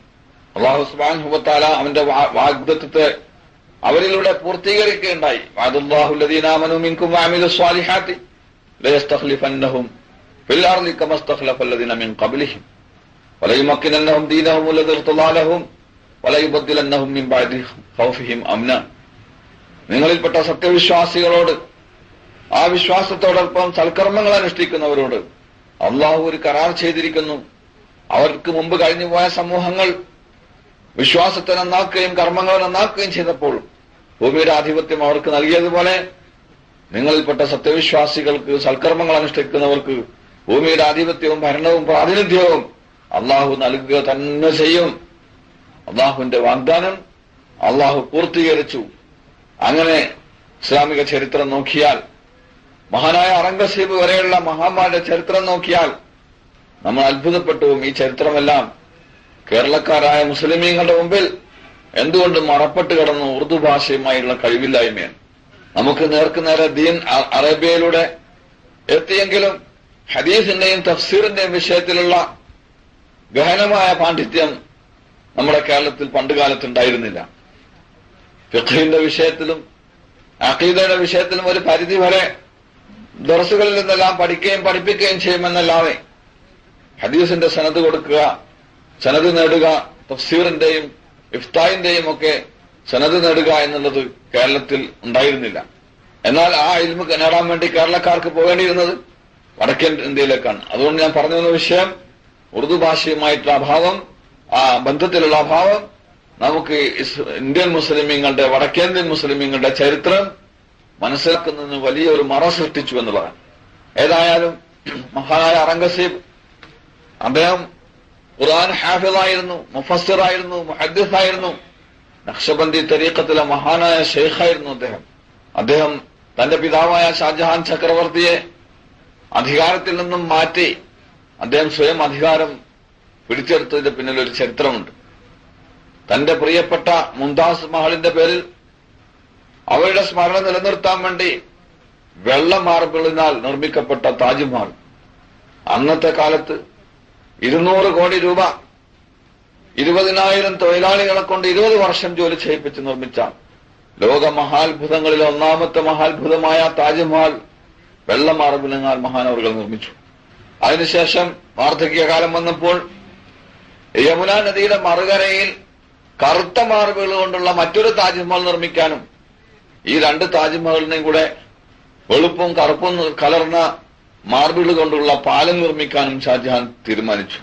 ഇങ്ങനെ വന്നപ്പോൾ പ്രായം തികഞ്ഞ ഉത്തരവാദിത്വം ഏറ്റെടുക്കാവുന്ന പ്രായത്തിലേക്ക് എത്തിയ ഔറംഗസേബ് ജനങ്ങളുടെ ധനം ഈ നിലയിൽ കൂടി ദുർവിനിയോഗം ചെയ്യാൻ ചക്രവർത്തിക്ക് അധികാരമില്ല, ഇത് ഇസ്രാഫാണ്. അതുകൊണ്ട് ഇനിയും ഈ നിലയിൽ കൂടി നിർമ്മാണ രംഗത്ത് മുന്നോട്ട് പോയാൽ രാജ്യം ദാരിദ്ര്യത്തിലേക്ക് നീങ്ങും, ജനങ്ങൾ കഷ്ടത്തിലാകുമെന്ന് മനസ്സിലാക്കിയ മഹാനവറുകൾ തന്റെ പിതാവിനോട് നിങ്ങൾ വാർദ്ധക്യത്തിലെത്തി, ഇനി തൽക്കാലം നിങ്ങൾ വിശ്രമിക്കണം എന്ന് പറയുകയും ജനങ്ങളുടെ നന്മയ്ക്ക് വേണ്ടി ഭരണത്തിന്റെ സുസ്ഥിരതയ്ക്ക് വേണ്ടി അദ്ദേഹത്തിന് ഭരണം ഏറ്റെടുക്കേണ്ടി വന്നു. അങ്ങനെ ബൈത്തുൽ മാലിൽ നിന്നും അഥവാ രാജകീയ ഭണ്ഡാരത്തിൽ നിന്നും ഒരു പൈസ പോലും ശമ്പളം മേടിക്കാതെ അതിൽ നിന്നൊന്നും സ്വയം ആസ്വദിക്കാതെ തന്റെ ജീവിത സന്ധാരണത്തിന് വേണ്ടി നിത്യവൃത്തി ചെയ്ത് അദ്ദേഹം കഴിച്ചുകൂട്ടി. തൊപ്പി തുന്നിയും ഖുർആൻ ശരീഫ് പകർത്തിയെഴുതിയും വിറ്റുകിട്ടുന്ന കാശുകൊണ്ടാണ് അദ്ദേഹത്തിന്റെയും കുടുംബത്തിന്റെയും ജീവിതം നയിച്ചിരുന്നത്. ഒരു പ്രാവശ്യം അദ്ദേഹത്തിന്റെ മകൻ വളരെ ദിവസങ്ങൾക്ക് ശേഷം പിതാവിനെ കാണാനുള്ള അത്യാഗ്രഹവുമായി രാത്രി സമയത്ത് തന്റെ പിതാവിന്റെ ചക്രവർത്തിയുടെ ഓഫീസ് മുറിയിലേക്ക് കയറി വന്നു. ഓഫീസ് മുറിയിലിരുന്ന് രാജകീയമായ കണക്ക് എഴുതിക്കൊണ്ടിരിക്കുന്നതിൽ വ്യാപൃതനായ മഹാനവറുകളോട് തന്റെ മകൻ സലാം പറഞ്ഞു. തലയുയർത്തി നോക്കി മകനാണ്. ചോദിച്ചു, മകനെ, എന്തിനു വേണ്ടിയാണ് നീ വന്നിരിക്കുന്നത്? രാജ്യത്തിന്റെ ഭരണസംബന്ധമായ വിഷയങ്ങളെ സംബന്ധിച്ച് സംസാരിക്കുന്നതിന് വേണ്ടിയാണോ, അതോ നമ്മുടെ വ്യക്തിപരമായ കുടുംബപരമായ കാര്യങ്ങളെപ്പറ്റി സംസാരിക്കാനാണോ? അദ്ദേഹം പറഞ്ഞു, വാപ്പ, കുറെ ദിവസങ്ങളായി വാപ്പയുടെ മുഖം കണ്ടിട്ട് മകനെന്ന നിലക്ക് വാപ്പയെ കാണാൻ ആഗ്രഹമുണ്ട്. വീട്ടിലെ ചില കാര്യങ്ങളെ സംബന്ധിച്ച് താങ്കളോട് ചർച്ച ചെയ്യേണ്ടതുണ്ട്, അതിനുവേണ്ടി വന്നതാണ്. ഇത് പറഞ്ഞു കഴിയേണ്ട താമസം മഹാനവറുകൾ തന്റെ മുമ്പിൽ കത്തിക്കൊണ്ടിരുന്ന വിളക്ക് ഊതിക്കെടുത്തി കളഞ്ഞു. ഇപ്പൊ മകൻ തെറ്റിദ്ധരിച്ചു, ചോദിച്ചു, വാപ്പ, എത്രയോ ദിവസമായി വാപ്പയെ കണ്ടിട്ട് ഭരണകാര്യ സംബന്ധമായ കാര്യങ്ങളിൽ മുഴുകിയ താങ്കൾക്ക് കുടുംബകാര്യങ്ങൾ കൂടുതൽ ശ്രദ്ധിക്കാൻ സമയം കിട്ടുന്നില്ല. അതുകൊണ്ട് താങ്കളെ കാണാനും താങ്കളുടെ മുഖമൊന്ന് കണ്ട് ആസ്വദിക്കാനും അതുപോലെ വീട്ടുകാര്യങ്ങൾ താങ്കളോട് സംസാരിക്കാനും വേണ്ടി വന്നപ്പോൾ ഞങ്ങളെ കാണാതിരിക്കാൻ വേണ്ടി, മുഖം കാണാതിരിക്കാൻ വേണ്ടി വിളക്ക് ഊതിക്കെടുത്തി കളഞ്ഞല്ലോ, ഇത്രയും ഞങ്ങളോട് വെറുപ്പാണോ എന്ന് ചോദിക്കേണ്ടായി. അപ്പൊ അദ്ദേഹം പറഞ്ഞു, മകനെ, സംഭവത്തിന്റെ നിജസ്ഥിതി അങ്ങനെയല്ല. ഇതുവരെ കത്തിക്കൊണ്ടിരുന്ന വിളക്കിലെ എണ്ണ രാജകീയമായ ഭണ്ഡാരത്തിൽ നിന്നുള്ള ചെലവിൽ നിന്നുള്ളതാണ്. അതിന്റെ ചെലവ് വഹിക്കുന്നത് പൊതു ഖജാനാവിൽ നിന്നാണ്. എന്നാൽ ഇപ്പോൾ നീ വന്നിരിക്കുന്നത് കുടുംബപരമായ വ്യക്തിപരമായ കാര്യം സംസാരിക്കാനാണ്. അതിനുവേണ്ടി ഞാൻ അധ്വാനിച്ചുണ്ടാക്കിയ എന്റെ കാശിൽ നിന്ന് മേടിച്ച വിളക്കും എണ്ണയും ഇവിടെ ഇരിപ്പുണ്ട്, അത് കത്തിച്ചിട്ട് നമുക്ക് സംസാരിക്കാമെന്ന് പറയുകയും ആ വിളക്ക് കത്തിച്ച് പിന്നീട് സ്വന്തമായ കാര്യത്തെപ്പറ്റി സംസാരിക്കുകയും ചെയ്തു. ഇത്രയും സൂക്ഷ്മതയുണ്ടായിരുന്ന മഹാനവറുകളെ സംബന്ധിച്ചാണ് ബ്രിട്ടീഷുകാരായ കള്ളച്ചരിത്രകാരന്മാർ മതഭ്രാന്തനായ ഔറംഗസീബ് എന്ന് പഠിപ്പിച്ചതും അത് അതുപോലെ തന്നെ നാം പഠിച്ചുകൊണ്ട് നടക്കുന്നത്. അങ്ങനെ ഔറംഗസീബിന് ശേഷം മുസ്ലിമീങ്ങളിൽ നിന്നും ഇസ്ലാമിക ഗുണങ്ങൾ നഷ്ടപ്പെട്ടു തുടങ്ങി. കാലക്രമേണ സത്യസന്ധത നഷ്ടപ്പെട്ടു, വിശ്വസ്തത നഷ്ടപ്പെട്ടു, അതുപോലെ തന്നെ ധീരത നഷ്ടപ്പെട്ടു, നീതിയും ന്യായവും നഷ്ടപ്പെട്ടു. ആഡംബരപൂർണമായ ഷഹ്വാനിയത്തിന്റെ നഫ്സാനിയത്തിന്റെ ജീവിതത്തിലേക്ക് പിൽക്കാല മുസ്ലിമീങ്ങൾ കടന്നു വന്നപ്പോൾ എപ്രകാരം ദീനിനെ ഉൾക്കൊണ്ട് ദീനിന് മുഖ്യത്വം നൽകി അള്ളാഹുവിന്റെ യഥാർത്ഥ ദാസന്മാരായി ജീവിച്ചപ്പോൾ ഇന്ത്യ രാജ്യവും അതുപോലുള്ള രാജ്യങ്ങളും മുസ്ലിമീങ്ങൾക്ക് അള്ളാഹു തആല അവരുടെ കാൽ കീഴിൽ അടിമപ്പെടുത്തി കൊടുത്തു. ഇതുപോലെ തന്നെ അള്ളാഹു മുസ്ലിമീങ്ങളുടെ കയ്യിൽ നിന്നും രാജ്യത്തെ ഇസ്ലാമിന്റെ മുസ്ലിമീങ്ങളുടെ ശത്രുക്കളുടെ കയ്യിലേക്ക് ഏൽപ്പിച്ചു കൊടുക്കേണ്ടായി. ബ്രിട്ടീഷുകാരായ കള്ളന്മാർ കുതന്ത്രങ്ങളിലൂടെ വഞ്ചനയിലൂടെ മുസ്ലിമീങ്ങളുടെ ചില പ്രത്യേകമായ ബലഹീനതകളെ ചൂഷണം ചെയ്തുകൊണ്ട് ക്രമേണയായി ഇന്ത്യ അവർ കൈയടക്കി. അങ്ങനെ ഇന്ത്യയിലെ സ്വത്തുക്കളെല്ലാം അന്യായമായ നിലയിൽ കൂടി അവർ അവരുടെ രാജ്യങ്ങളിലേക്ക് കടത്തിക്കൊണ്ടുപോയി. അതുപോലെ ഇവിടുത്തെ ജനങ്ങളെ ഇസ്ലാമിൽ നിന്നും മുസ്ലിമീങ്ങളെ ഇസ്ലാമിൽ നിന്നും തെറ്റിക്കാനും ക്രൈസ്തവവൽക്കരിക്കാനും വേണ്ടി ക്രിസ്ത്യൻ പാതിരിമാരെ വളരെ കൂടുതലായി ഇന്ത്യയിലേക്ക് ഇറക്കുമതി ചെയ്തു. അങ്ങനെ പ്രലോഭനങ്ങളിലൂടെയും ഭീഷണിയിലൂടെയും അതുപോലെ ബോധവൽക്കരണത്തിലൂടെയും മുസ്ലിമീങ്ങളെ ക്രൈസ്തവവൽക്കരിക്കാൻ ഗൂഢമായ ശ്രമം അവർ ആസൂത്രണം ചെയ്തപ്പോൾ ഇന്ത്യൻ മുസ്ലിമീങ്ങളെ ഇസ്ലാമിക വൃത്തത്തിൽ നിലനിർത്താനും അവരുടെ ഈമാനിനെ ശക്തിപ്പെടുത്താനും വേണ്ടി പരിശ്രമിക്കുകയും ബ്രിട്ടീഷുകാരുടെ ഭരണം മുസ്ലിമീങ്ങൾക്കും ഇസ്ലാമിനും ഈ രാജ്യത്തെ ജനങ്ങൾക്കും ആപത്താണ് എന്ന് മനസ്സിലാക്കുകയും ചെയ്ത വടക്കേന്ത്യയിലെ മഹാന്മാരായ ആലിമീങ്ങൾ ബ്രിട്ടീഷുകാർക്കെതിരെയുള്ള സമരം പുണ്യ ജിഹാദ് പ്രഖ്യാപിച്ചു. അങ്ങനെ ബ്രിട്ടീഷുകാർക്കെതിരെയുള്ള ആദ്യത്തെ സ്വാതന്ത്ര്യ സമരമായ 1857 ശിപായി ലഹള എന്ന പേരിൽ പിൽക്കാലത്ത് അറിയപ്പെട്ട ബ്രിട്ടീഷുകാരുമായുള്ള യുദ്ധം അത് സംഘടിപ്പിച്ചത് മഹാനായ ഇംദാദുല്ല മുഹാജിർ മക്കി റഹ്മത്തുള്ളാഹി അലൈഹി അവர்களായിരുന്നു. അദ്ദേഹം ആലിമീങ്ങളുടെ നേതൃത്വം ഏറ്റെടുത്തു. അദ്ദേഹത്തിന്റെ മഹാന്മാരായ രണ്ട് ശിഷ്യന്മാർ മൗലാന മുഹമ്മദ് ഖാസിം നാനൂത്തവി റഹ്മത്തുള്ളാഹി അലൈഹി, ദാറുൽ ഉലൂം ദേവബന്ദിന്റെ സ്ഥാപകനായ ബാനിയായ മുഹമ്മദ് ഖാസിം നാനൂത്തവി റഹ്മത്തുള്ളാഹി അലൈഹി, അതുപോലെ തന്നെ അദ്ദേഹത്തിന്റെ രണ്ടാമത്തെ ശിഷ്യൻ ഖുത്ബുൽ ആലം മൗലാന റഷീദ് അഹമ്മദ് ഗംഗോഹി റഹ്മത്തുള്ളാഹി അലൈഹി, ഇവരെല്ലാം സ്വാതന്ത്ര്യ സമരത്തിന് വേണ്ടി ജനങ്ങളെ സന്നദ്ധരാക്കുകയും ബ്രിട്ടീഷുകാർക്കെതിരിലും പാശ്ചാത്യൻ സംസ്കാരത്തിനെതിരിലും മുസ്ലിമീങ്ങളെ ബോധവൽക്കരിക്കാനുള്ള ശ്രമം ആസൂത്രണം ചെയ്യുകയും ചെയ്തു. എന്നാൽ ആവേശഭരിതരായ മുസ്ലിമീങ്ങളുടെ ചില പാകപ്പിഴവുകൾ കാരണമായി ആസൂത്രണം ചെയ്യപ്പെട്ടിരുന്ന 1857 യുദ്ധം അത് പാളിപ്പോവുകയും അസ്ഥാനത്താവുകയും അങ്ങനെ 12,000-ഓളം മഹാന്മാരായ ആലിമീങ്ങളെ തെരഞ്ഞുപിടിച്ച് നിഷ്ഠൂരമായി ബ്രിട്ടീഷുകാർ കൊന്നൊടുക്കി. മാത്രമല്ല മുസ്ലിമീങ്ങളോടും ഇസ്ലാമിനോടുമുള്ള വൈരാഗ്യം കാരണം കൊല്ലപ്പെട്ട പന്നികളുടെ തൊലി ഒലിച്ച് ആ തൊലിയിൽ മുസ്ലിമീങ്ങളെ പൊതിയുകയും എന്നിട്ട് ആ തൊലിയോടുകൂടി അവിടെ ചുട്ടരിക്കുകയും ചെയ്തു.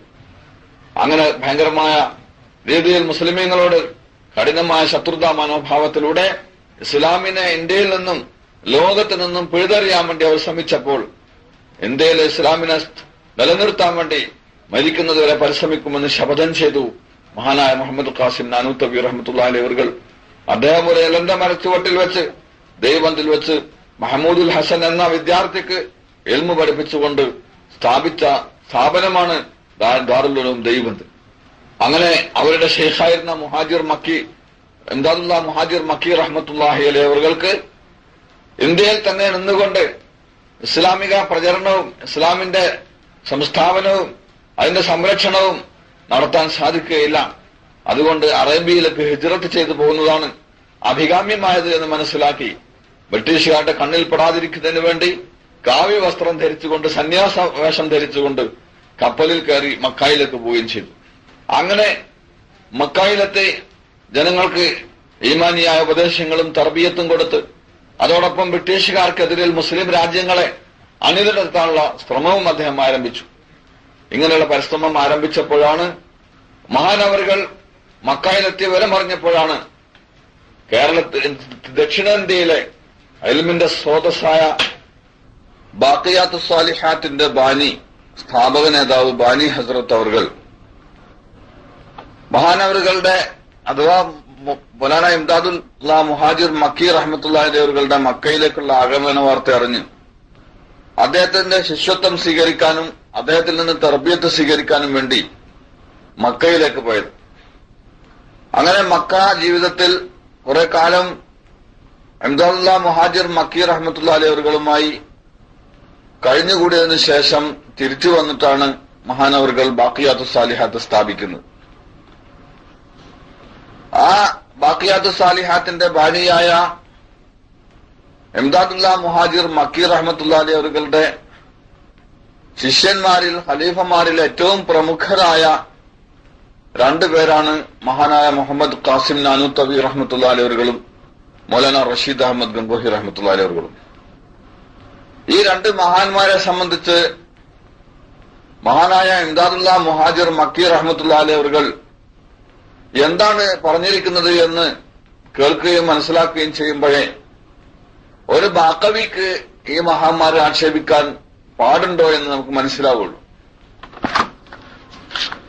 മഹാനായ ഹാജി ഇംദാദുല്ല മുഹാജിർ മക്കി റഹ്മത്തുള്ളാഹി അലൈഹി അഥവാ ബാഖിയാത്തുൽ സാലിഹാത്തിന്റെ സ്ഥാപകനായ ബാനി ഹസ്രത്തിന്റെ ഷെയ്ഖായ മഹാനവറുകൾ തന്റെ റിയാഉൽ ഖുലൂബ് എന്ന ഗ്രന്ഥത്തിൽ 60-ാം പേജിൽ ഈ മഹാന്മാരായ തന്റെ രണ്ട് ശിഷ്യന്മാരെ പറ്റി പറയുന്നത് എന്താണെന്ന് നോക്കാം. जो लोग मुझ फकीर से मोहब्बत व अकीदत व इरादत रखते हैं, मौलवी रशीद अहमद साहब सल्लमहु और मौलवी मोहम्मद कासिम साहब सल्लमहु को, जो कमालात उलूम ज़ाहिरी व बातिनी के जामी है, मुझ फकीर की बजाय बल्कि मुझसे कितने दर्जे ऊपर जाने।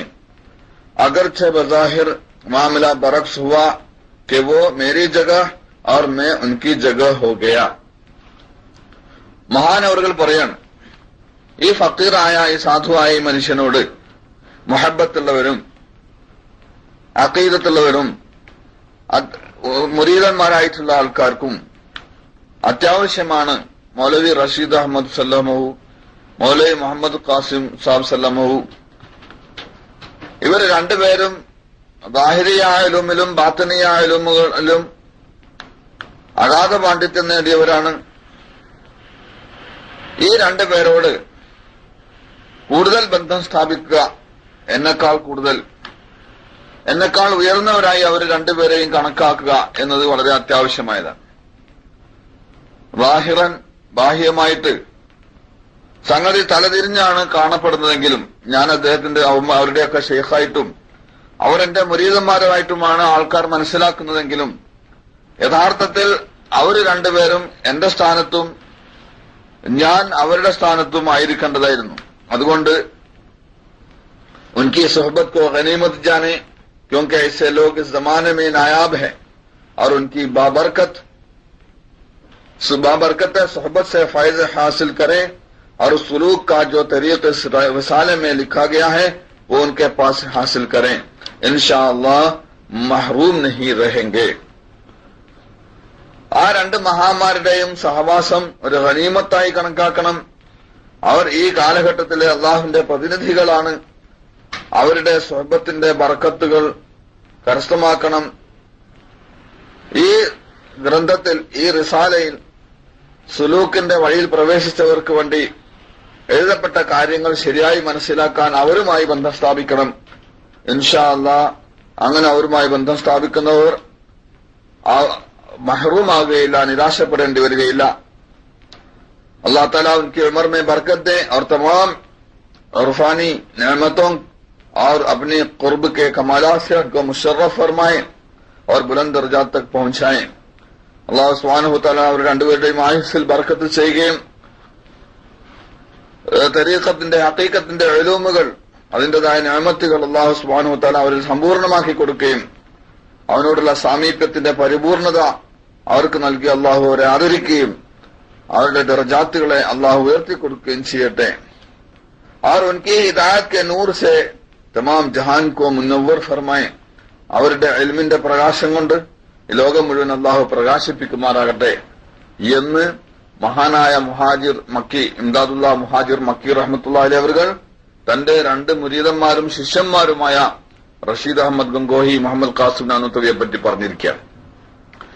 ഇപ്പോൾ മുഹമ്മദ് ഖാസിം നാനൂത്തവിയുടെയും റഷീദ് അഹമ്മദ് ഗംഗോഹിയുടെയും ഷെയ്ഖായ ഇംദാദുല്ലാ മുഹാജിർ മക്കി റഹ്മത്തുള്ളാഹി അലൈഹി അവരുടെ മറ്റൊരു മുരീദ് ബാഖിയാത്തു സാലിഹാത്തിന്റെ ബാനി ഹസ്രത്ത് അവർ, അദ്ദേഹത്താൽ സ്ഥാപിക്കപ്പെട്ട ബാഖിയാത്ത്, അവിടെ നിന്ന് ഇൽമ് കരസ്ഥമാക്കി വന്നിരിക്കുന്ന കേരളത്തിലെ ബാക്കവികളായ അലിമീങ്ങൾ, ഇവർക്ക് എങ്ങനെയാണ് അവരുടെ എല്ലാം ഷെയ്ഖന്മാരുടെ എല്ലാം ഷെയ്ഖായ മുഹാജിർ മക്കി റഹ്മത്തുള്ളാഹി അലൈഹി അവர்களെയും അദ്ദേഹത്തിന്റെ പ്രധാന ശിഷ്യന്മാരായ മഹാന്മാരായ മൗലാന റഷീദ് അഹമ്മദ് ഗംഗോഹി റഹ്മത്തുള്ളാഹി അലൈഹി അവர்களെയും ഖാസിം നാനൂത്തവിയെയും ആക്ഷേപിക്കാൻ സാധിക്കുക? പക്ഷേ പാവങ്ങൾക്ക് അറിഞ്ഞുകൂടാ. ഉറുദു ഭാഷയിലുള്ള ഗ്രാഹ്യത കുറവായത് കാരണമായി ഗംഗോഹിയോ അവനൊരു കൊളക്കോഴി എന്ന് പറഞ്ഞ് ആക്ഷേപിക്കുന്നവർ ആരെയാണ് ആക്ഷേപിക്കുന്നത് എന്ന് അവർക്ക് അറിഞ്ഞുകൂടാ. അവർ പഠിക്കാൻ ശ്രമിച്ചിട്ടില്ല. അതുകൊണ്ട് ഞാൻ പറഞ്ഞു വന്ന വിഷയം, ഇന്ത്യയെ സംബന്ധിച്ചിടത്തോളം ഇന്ത്യ മുസ്ലിമീങ്ങളുടെ സ്വത്തായിരുന്നു. മുസ്ലിമീങ്ങളാണ് ഇന്ത്യ എന്നൊരു രാജ്യം കെട്ടിപ്പടുത്തത്, അതിനെ പച്ചപിടിപ്പിച്ചത്, അതിനെ വെട്ടിത്തെളിയിച്ചത്, അതിന് വഴി ഉണ്ടാക്കിയത്, റോഡുകൾ നിർമ്മിച്ചത്, കെട്ടിടങ്ങൾ നിർമ്മിച്ചത്, എല്ലാം മുസ്ലിമീങ്ങളുടെ സംഭാവനയാണ്. അതുകൊണ്ട് മുസ്ലിമീങ്ങളുടെ സ്വത്തായ ഇന്ത്യനെ ബ്രിട്ടീഷുകാർ വഞ്ചനയിലൂടെ തട്ടിയെടുത്തപ്പോൾ മുസ്ലിമീങ്ങളെ ഇസ്ലാമിൽ നിന്ന് അടർത്തി മാറ്റി ക്രൈസ്തവവൽക്കരിക്കാനുള്ള ഗൂഢമായ ശ്രമം ബ്രിട്ടീഷുകാരായ ക്രിസ്ത്യാനികൾ ആരംഭിച്ചപ്പോൾ ഇന്ത്യയിലെ മുസ്ലിമീങ്ങളെ ഇസ്ലാമിൽ ഉറപ്പിച്ചു നിർത്തുന്നതിന് വേണ്ടിയും ഇന്ത്യയുടെ സ്വാതന്ത്ര്യത്തിനു വേണ്ടിയും പരിശ്രമിക്കുക എന്നുള്ളത് തങ്ങളുടെ ഏറ്റവും വലിയ ബാധ്യതയായി ഏറ്റെടുത്തവരാണ് ദേവബന്ദ് ആലിമീങ്ങൾ. എന്നാൽ ബ്രിട്ടീഷുകാർ ഈ മഹാന്മാരോട് വിശ്വാസവും ആദരവും ഇന്ത്യയിലെ മുസ്ലിമീങ്ങൾക്കുള്ളിടത്തോളം കാലം നമുക്ക് ഇന്ത്യയിൽ ആധിപത്യം നിലനിർത്താൻ സാധിക്കുകയില്ല, എപ്പോഴും ഇവർ നമുക്ക് ആപത്താണ് എന്ന് മനസ്സിലാക്കി. അങ്ങനെ ഈ ആലിമീങ്ങളെ മുസ്ലിം പൊതുജനങ്ങളുടെ ഇടയിൽ തെറ്റിദ്ധരിപ്പിക്കുന്നതിന് വേണ്ടിയും അവരോടുള്ള ആദരവും അനുസരണയും മുസ്ലിമീങ്ങളിൽ നിന്ന് ഇല്ലാതാക്കി തീർക്കുന്നതിന് വേണ്ടിയും എന്താണ് മാർഗം എന്ന് അവർ ആലോചിച്ചു. അപ്പോഴാണ് മുസ്ലിമീങ്ങളിൽ നിന്ന് തന്നെയുള്ള ഭൗതികന്മാരായ താൽക്കാലികമായ ദുനിയാവിന്റെ നേട്ടങ്ങൾക്ക് ആഖിറത്തിനേക്കാൾ മുൻതൂക്കം കൊടുക്കുന്ന ചില പണ്ഡിതന്മാരെ ഈ മഹാന്മാർക്കെതിരെ തിരിച്ചുവിടാനും അവരുടെ അഖീദകൾ തെറ്റിദ്ധരിപ്പിച്ച് ജനങ്ങളിൽ ചിത്രീകരിച്ച് കാണിക്കാനും ഉപയോഗപ്പെടുത്താമെന്ന് മനസ്സിലാക്കിയത്. അതിന് ആദ്യമായി ബ്രിട്ടീഷുകാർ സ്വീകരിച്ചത് ഹൈദരാബാദിന്റെ രാജാവായിരുന്ന നൈസാമിന്റെ മുഫ്തിയായിരുന്ന അഹമ്മദ് റിദാ ഖാൻ ബറേലവിയായിരുന്നു. അഹമ്മദ് റിദാ ഖാൻ ബറേലവി എന്ന മനുഷ്യൻ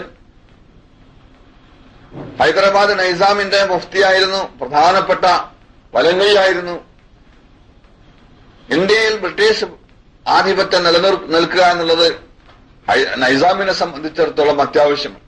കാരണം ഇന്ത്യ സ്വതന്ത്രമാകുകയും അതൊരൊറ്റ രാജ്യമായി തീരുകയും ചെയ്താൽ ഹൈദരാബാദ് എന്ന ഒരു രാജ്യം നിലനിൽക്കുകയില്ല, അത് ഇന്ത്യ രാജ്യത്തിൽ ലയിപ്പിക്കപ്പെടും. അങ്ങനെ വരുമ്പോൾ തന്റെ അധികാരം തനിക്ക് നഷ്ടപ്പെട്ടു പോകുമെന്ന് മനസ്സിലാക്കിയപ്പോൾ ബ്രിട്ടീഷുകാരുമായി ചാഞ്ഞു നിൽക്കുകയും ബ്രിട്ടീഷുകാർക്കെതിരെ യുദ്ധം പ്രഖ്യാപിച്ച അത് ജിഹാദാണ് എന്ന് മനസ്സിലാക്കിയ ദേവബന്ദ് ആലിമീങ്ങളെ ജനങ്ങൾക്കെതിൽ തെറ്റിദ്ധരിപ്പിക്കാൻ ശ്രമം ആരംഭിക്കുകയും ചെയ്തു. അതിനാദ്യമായിട്ട് അഹമ്മദ് റിദാ ഖാൻ ബറേലവി എന്ന മനുഷ്യൻ ചെയ്തത് മൗലാന ഇസ്മായിൽ ഷഹീദ് ദഹ്ലവി റഹ്മത്തുള്ളാഹി അലൈഹി അവരുടെ സിറാത്തെ മുസ്തഖീം എന്ന കിതാബിൽ നിന്നും അതുപോലെ തന്നെ അദ്ദേഹത്തിന്റെ തഖ്വിയത്തുൽ ഈമാൻ എന്ന കിതാബിൽ നിന്നും മൗലാന റഷീദ് അഹമ്മദ് ഗംഗോഹി റഹ്മത്തുള്ളാഹി അലൈഹി അവരുടെയും മൗലാന മുഹമ്മദ് ഖാസിം നാനൂത്തവിയുടെയും പ്രധാന ഗ്രന്ഥങ്ങളിൽ നിന്നും ചില വരികളെ സന്ദർഭത്തിൽ നിന്ന് അടർത്തിയെടുത്ത് സ്വന്തമായി അതിന് അർത്ഥങ്ങൾ നൽകി വ്യാഖ്യാനങ്ങൾ നൽകി ഒരു പുസ്തകം രൂപത്തിൽ രചിച്ചുണ്ടാക്കി. എന്നിട്ട് ഹജ്ജിന്റെ പേരിൽ മക്ക മുക്കറമയിലേക്ക് പോവുകയും ഹജ്ജിന് വന്നുകൂടിയിരുന്ന മക്കയിലെയും മക്ക മുക്കറമയിലെയും മദീന മുനവ്വറയിലെയും ഷാമിലെയും ഇറാഖിലെയും എല്ലാം ആലിമീങ്ങളെ സമീപിച്ച് ഇപ്പോൾ ഞങ്ങളുടെ ഇന്ത്യയിൽ ഒരു വലിയ മുസീബത്ത് വന്ന് ഭവിച്ചിരിക്കുകയാണ്. ഖാദിയാനികളെ പോലെ വഹാബി പ്രസ്ഥാനത്തെ പോലെ മുസ്ലിമീങ്ങളിൽ വഹാബി ആശയം പ്രചരിപ്പിക്കുന്ന ഒരു വിഭാഗമാണ് ദേവബന്ദ് ആലിമീങ്ങൾ. അവർ റസൂലുള്ളാഹി സ്വല്ലല്ലാഹു അലൈഹി വസല്ലം തങ്ങളുടെ ഖത്ബുൻ നുബുവത്തിനെ നിഷേധിക്കുന്നവരാണെന്നും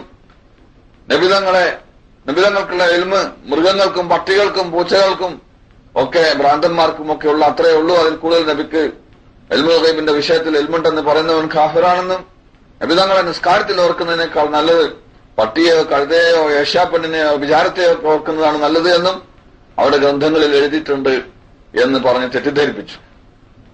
ഉറുദു ഭാഷയിൽ കഴിവില്ലാതിരുന്ന ആലിമീങ്ങൾ അറബി പണ്ഡിതന്മാർ ഇത്തരത്തിലുള്ള കാര്യങ്ങളെല്ലാം അവരുടെ ഗ്രന്ഥങ്ങൾ യഥാർത്ഥത്തിൽ ഉള്ളതാണെങ്കിൽ തീർച്ചയായും ഇവർ കാഫിറാണെന്ന കാര്യത്തിൽ സംശയമില്ല, ഇവർ കാഫിർ തന്നെയാണ്. ഇത്തരം അഖീദ വെച്ച് പുലർത്തുന്നവർ കാഫിറാണോ എന്ന് സംശയിക്കുന്നവനും കാഫിറാണ് എന്ന് ഫത്വ കൊടുത്തു. ഈ ഫത്വയും അവരുടെ തസ്ദീഖാത്തുകളുമായി രഹസ്യമായി ഇന്ത്യയിലേക്ക് മടങ്ങി വന്നു അഹമ്മദ് റിദാ ഖാൻ ബറേലവി. എന്തുകൊണ്ടെന്നാൽ അന്ന് മദീന മുനവ്വറയിൽ അറബികളായ പണ്ഡിതന്മാർക്ക് ഹദീസിന്റെ വിഷയത്തിൽ ദർസ് നൽകിക്കൊണ്ടിരുന്ന മർജഉൽ ഖലായിഖ് ഫിൽ ഹദീസ് എന്ന പേരിൽ അറിയപ്പെട്ടിരുന്ന മഹാനായിരുന്നു മൗലാന ഖലീൽ അഹമ്മദ് സഹാറൻപൂരി റഹ്മത്തുള്ളാഹി അലൈഹി. അദ്ദേഹം അവിടെ ദർസ് നടത്തിക്കൊണ്ടിരിക്കുന്നുണ്ട്. ഈ ഒപ്പിട്ട് കൊടുത്ത പണ്ഡിതന്മാരിൽ പലരും അദ്ദേഹത്തിന്റെ ശിഷ്യന്മാരാണ്, അദ്ദേഹത്തിന്റെ ദർസിൽ ഹാജരാവുന്നവരാണ്, അദ്ദേഹത്തിന്റെ ദർസിൽ നിന്നും ഫയല് കരസ്ഥമാക്കുന്നവരാണ്. എന്നാൽ ഇവരാരാണ് എന്ന് പരസ്പരം ബന്ധപ്പെടുത്തി മനസ്സിലാക്കാൻ കഴിയാത്ത നിലയിൽ തെറ്റിദ്ധരിപ്പിക്കപ്പെട്ടതിന്റെ പേരിലാണ് അവർ ഈ നിലയിലുള്ള ഒരു ഫത്വ കൊടുത്തത്. അതുകൊണ്ട് അന്ന് അവിടെ ഉണ്ടായിരുന്ന അഹമ്മദ് റിദാ ഖാൻ ഉണ്ടായിരുന്ന ബഹുമാനപ്പെട്ട ഖലീൽ അഹമ്മദ് സഹാറംപുരി റഹ്മത്തുള്ളാഹി അലൈഹി അവர்கள் ഈ വിഷയം അറിയാത്ത നിലയിൽ കൂടി രഹസ്യമായി അയാൾ ഇന്ത്യയിലേക്ക് മടങ്ങി വന്ന ഉടനെ ആ വിഷയത്തിൽ ഒരു കാൽവെപ്പ് നടത്താതെ കുറച്ചു കാലം അദ്ദേഹം ക്ഷമിച്ചു നിന്നു. അങ്ങനെ കുറച്ചു കാലത്തിന് ശേഷം ഉസാമുൽ ഹറമീനി എന്ന പേരിൽ ഉറുദുവിൽ ഒരു ഗ്രന്ഥം രചിക്കുകയും എന്നിട്ട് ഈ മഹാന്മാരുടെ കിതാബുകളിൽ നിന്നുള്ള ഉദ്ധരണികൾ കൊടുക്കുകയും സ്വന്തമായി അതിന്റെ അർത്ഥങ്ങളും വ്യാഖ്യാനങ്ങളും സങ്കല്പിച്ച് രചിക്കുകയും ചെയ്തു. ആ കൂട്ടത്തിൽ തെറ്റിദ്ധരിക്കപ്പെട്ട അറേബ്യയിലെ ഉലമാക്കളുടെ തസ്ദീഖാത്തുകളും കൊടുത്തു. ഇത് പുറത്തു വന്നതോടുകൂടി ഇന്ത്യയിൽ വലിയ കോളിളക്കമുണ്ടായി. ആലിമീങ്ങളുടെ ഇടയിലും സാധാരണ ജനങ്ങളിലും അവരെ വേണ്ട വിധത്തിൽ അടുത്തറിഞ്ഞിട്ടില്ലാത്ത പണ്ഡിതന്മാരും സാധാരണക്കാരും നബി സല്ലല്ലാഹു അലൈഹി വസല്ലം തങ്ങളെ ഈ നിലയിൽ ആക്ഷേപിച്ചവരും നബി തങ്ങളുടെ ഖത്മുൻ നുബുവത്തിനെ നിഷേധിച്ചവരുമാണ് ഇവർ. അതുകൊണ്ട് ഇവരെ വിടാൻ പാടില്ല എന്നുള്ള നിലയിൽ വികാരം കൊള്ളുകയും ക്ഷുഭിതരാവുകയൊക്കെ ചെയ്തു. എന്നാൽ അവരാരാണ് എന്നും അവരുടെ യഥാർത്ഥ നിലപാട് എന്താണ് എന്നും അറിഞ്ഞിരുന്ന ആലിമീങ്ങളിൽ അത് കാര്യമായ പ്രതികരണം സൃഷ്ടിച്ചിരുന്നില്ല. അവർ ആ വഴിക്ക് ചിന്തിക്കുകയോ അതിന്റെ പേരിൽ ഈ മഹാന്മാരെ തെറ്റിദ്ധരിക്കുകയോ ചെയ്തില്ല. ആ കൂട്ടത്തിൽപ്പെട്ടവരാണ് കേരളത്തിലെ സമസ്ത കേരള ജമിയത്തുലമയുടെ ഉലമാക്കൾ. കാരണം അവരെല്ലാം വടക്കേന്ത്യയിലെ ആലിമീങ്ങളുടെ ശിഷ്യന്മാരാണ്. അവരെ സംബന്ധിച്ച് നന്നായി അടുത്തറിയുന്നവരാണ്. അവരുടെ അഖീദയുടെ മുത്തർജിമീങ്ങളായിരുന്നു, പരിഭാഷകരായിരുന്നു, പ്രചാരകരായിരുന്നു സമസ്ത കേരള ജമിയത്തുലമ.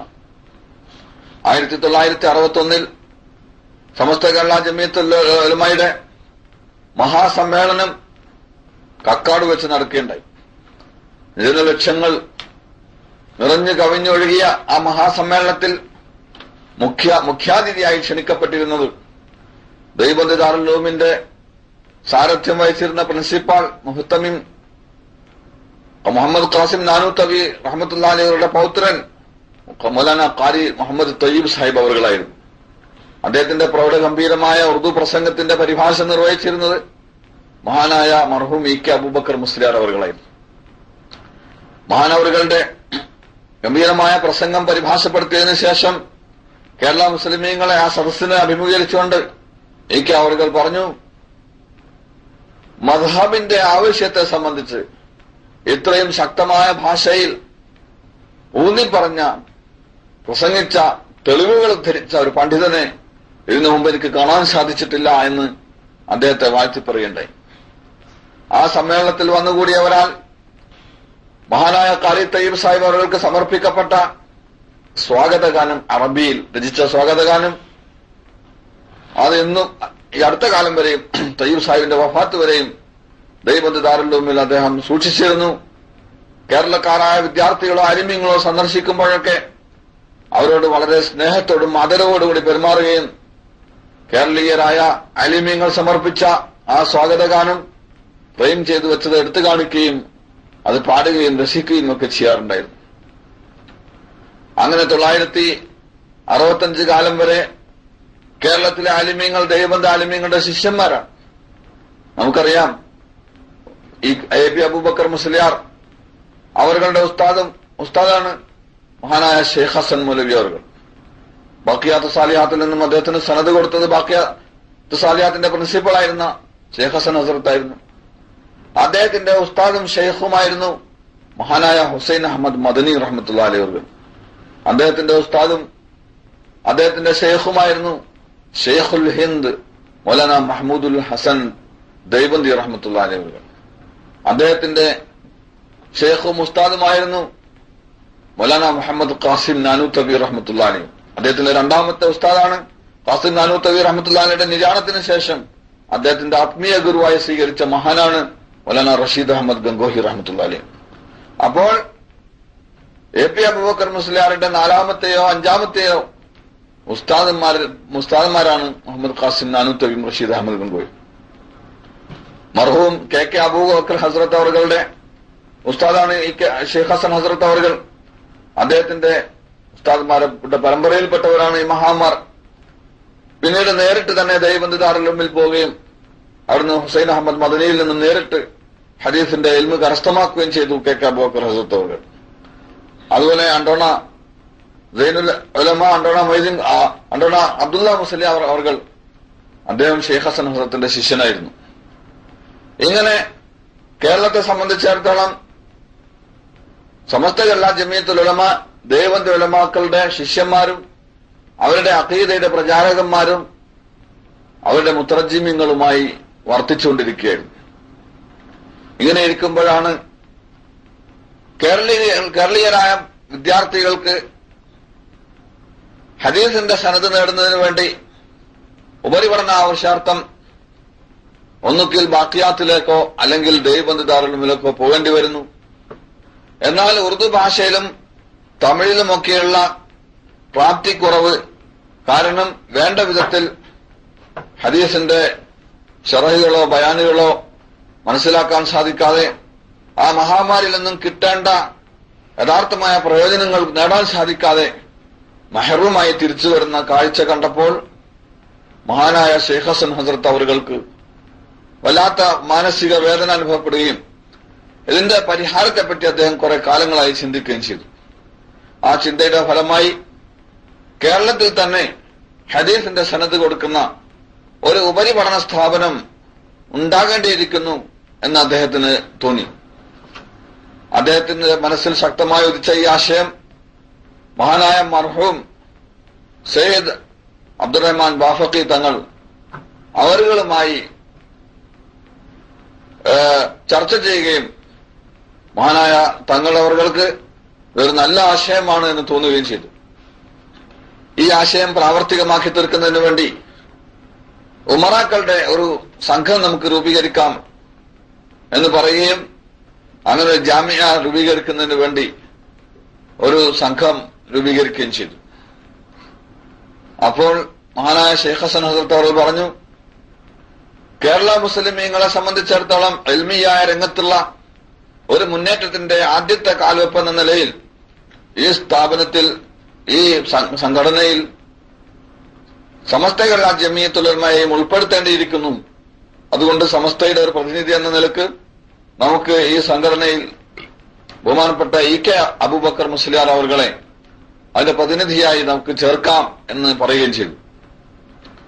അങ്ങനെ ഇ.കെ. അബൂബക്കർ മുസ്ലിയാരെയും കൂടെ ഉൾപ്പെടുത്തിക്കൊണ്ട് ജാമിയയുടെ കമ്മിറ്റി രൂപീകരിച്ചു.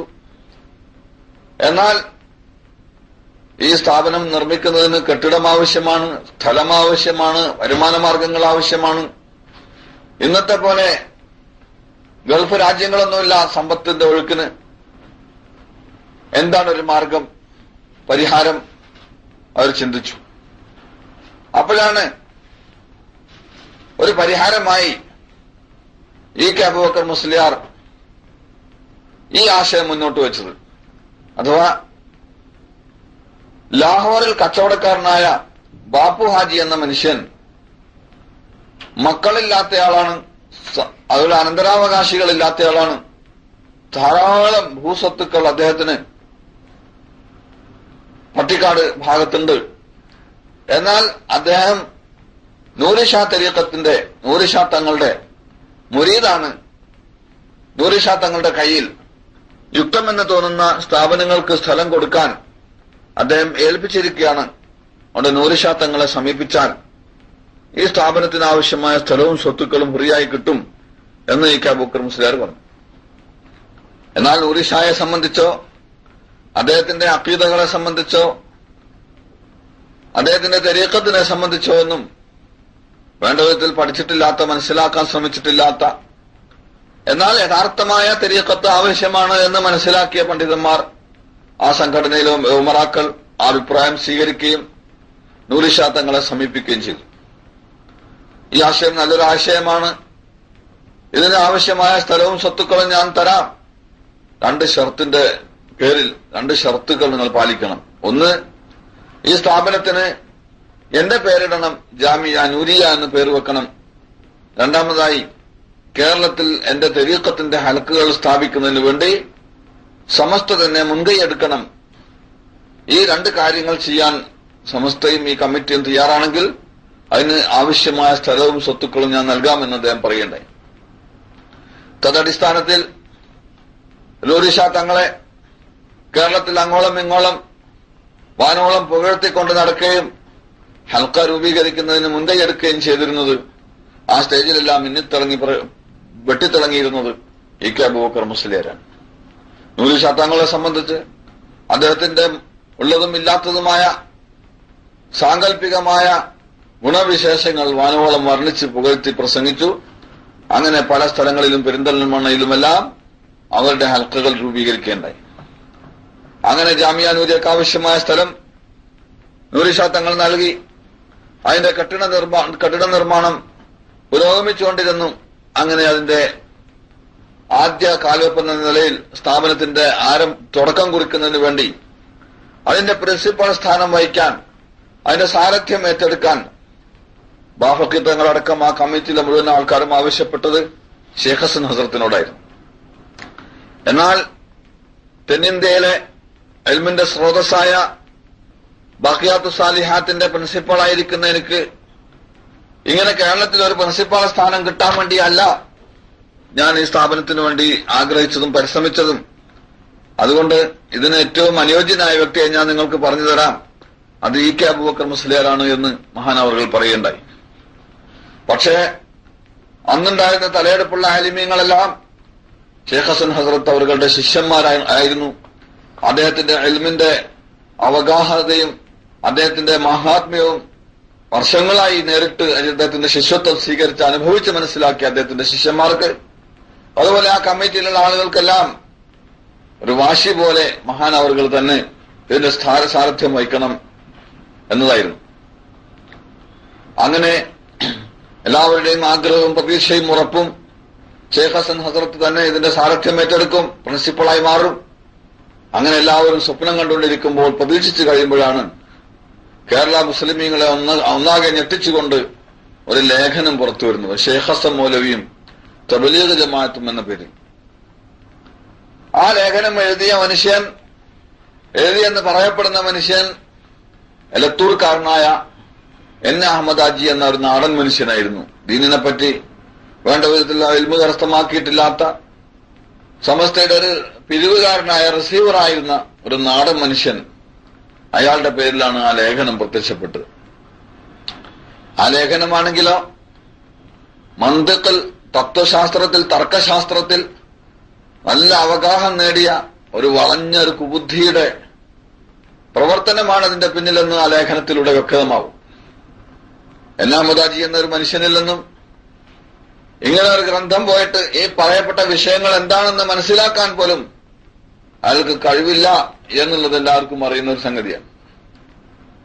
അങ്ങനെ തങ്ങൾ ജീവനേക്കാൾ കൂടുതൽ സ്നേഹിക്കുന്ന മഹാനായ തങ്ങളുടെ ഉസ്താദിനെ സംബന്ധിച്ച് ഈ നിലയിൽ ഒരു ലേഖനം പ്രത്യക്ഷപ്പെട്ടപ്പോൾ കേരളത്തിലെ ആലിമീങ്ങളിൽ രക്തം ചൂടുപിടിക്കുകയും വലിയ ഒച്ചപ്പാടുകളും ബഹളവും സൃഷ്ടിക്കപ്പെടുകയും ചെയ്തു. അങ്ങനെ ഇരിക്കെയാണ് തബ്ലീഗ് ജമാഅത്തിനെ സംബന്ധിച്ച് ഒരു പഠനം നടത്തണം.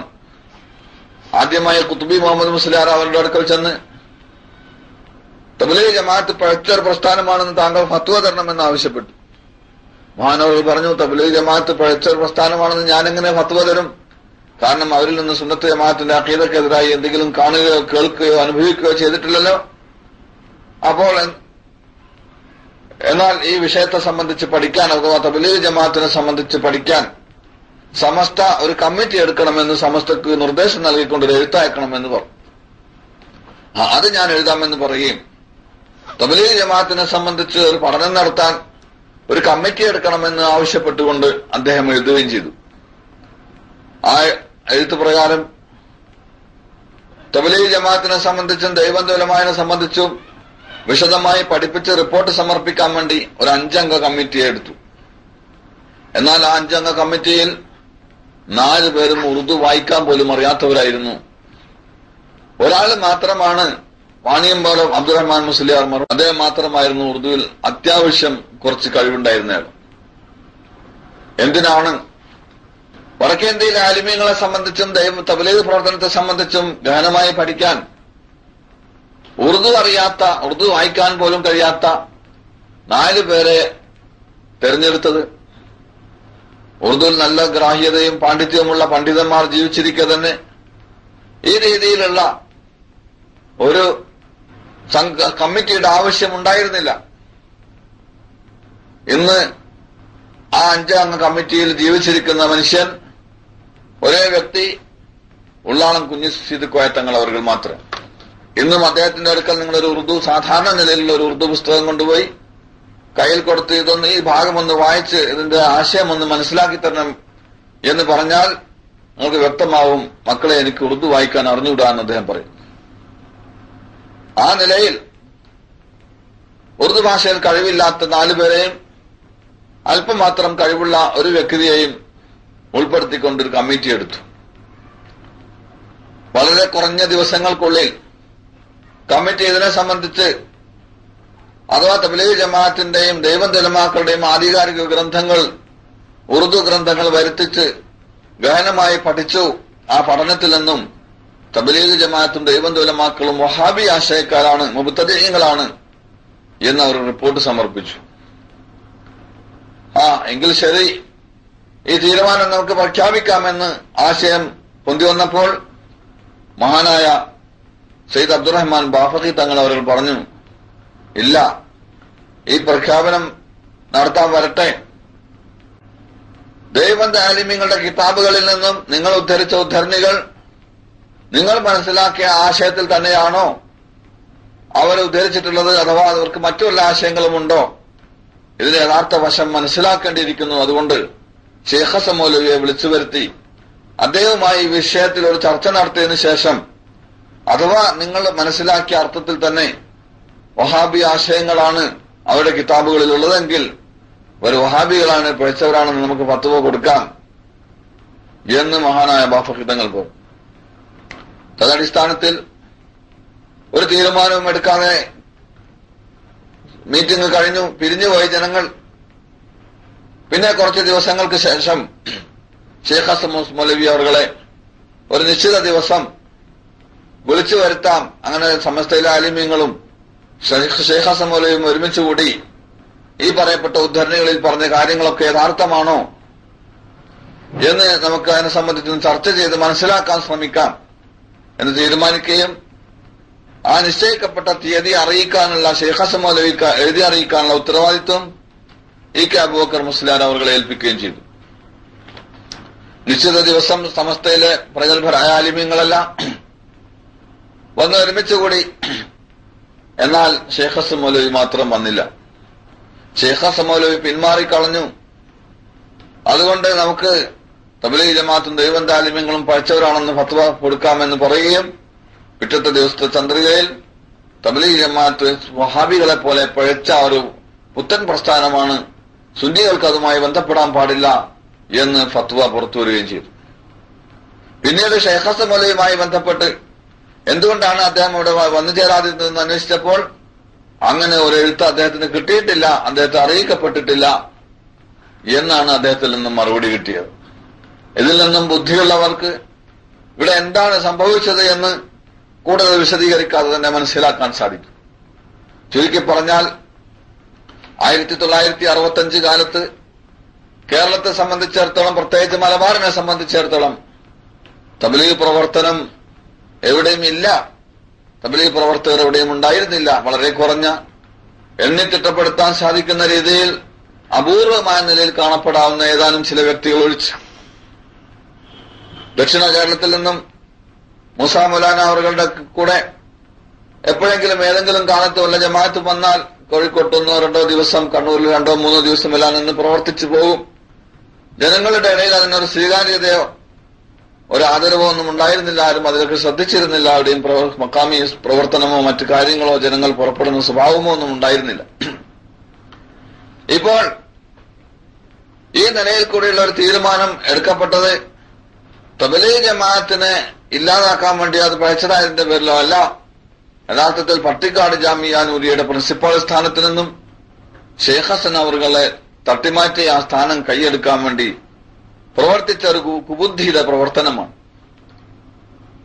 ഇത് മനസ്സിലാക്കിയ ശൈഖ് ഹസൻ ഹസ്രത്ത് അവറുകളുടെ ശിഷ്യന്മാരായ പ്രഗത്ഭരായ പലരും അതിൽ വളരെ കൂടുതൽ വേദനിക്കുകയും മഹാനായ ശൈഖ് ഹസൻ ഹസ്രത്തിന്റെ സംരക്ഷണത്തിന് വേണ്ടി, അഥവാ യഥാർത്ഥ സുന്നത്ത് ജമാഅത്തിന്റെ സംസ്ഥാപനത്തിന് നിലനിൽപ്പിന് വേണ്ടി അഖില കേരള ജമിയത്തുൽ ഉലമ എന്ന പേരിൽ ഒരു ജമിയത്തുൽ ഉലമാക്ക് രൂപം നൽകി.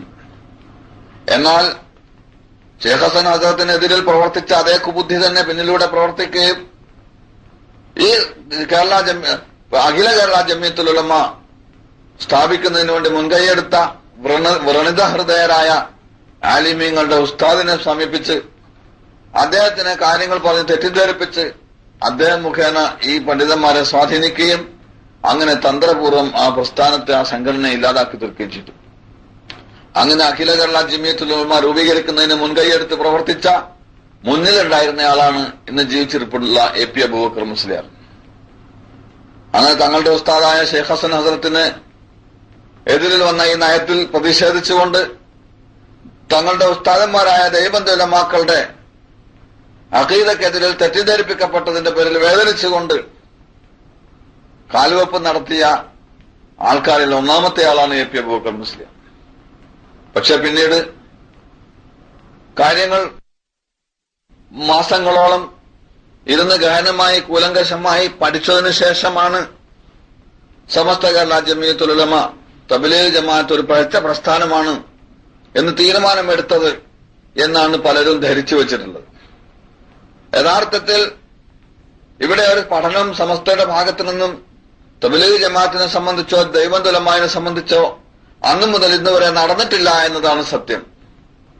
ഈ സത്യം തുടർന്ന് നിങ്ങൾക്കുണ്ടാകാവുന്ന സംശയത്തിലൂടെയും അതിന്റെ വിശദീകരണത്തിലൂടെയും നമുക്ക് മനസ്സിലാക്കാം.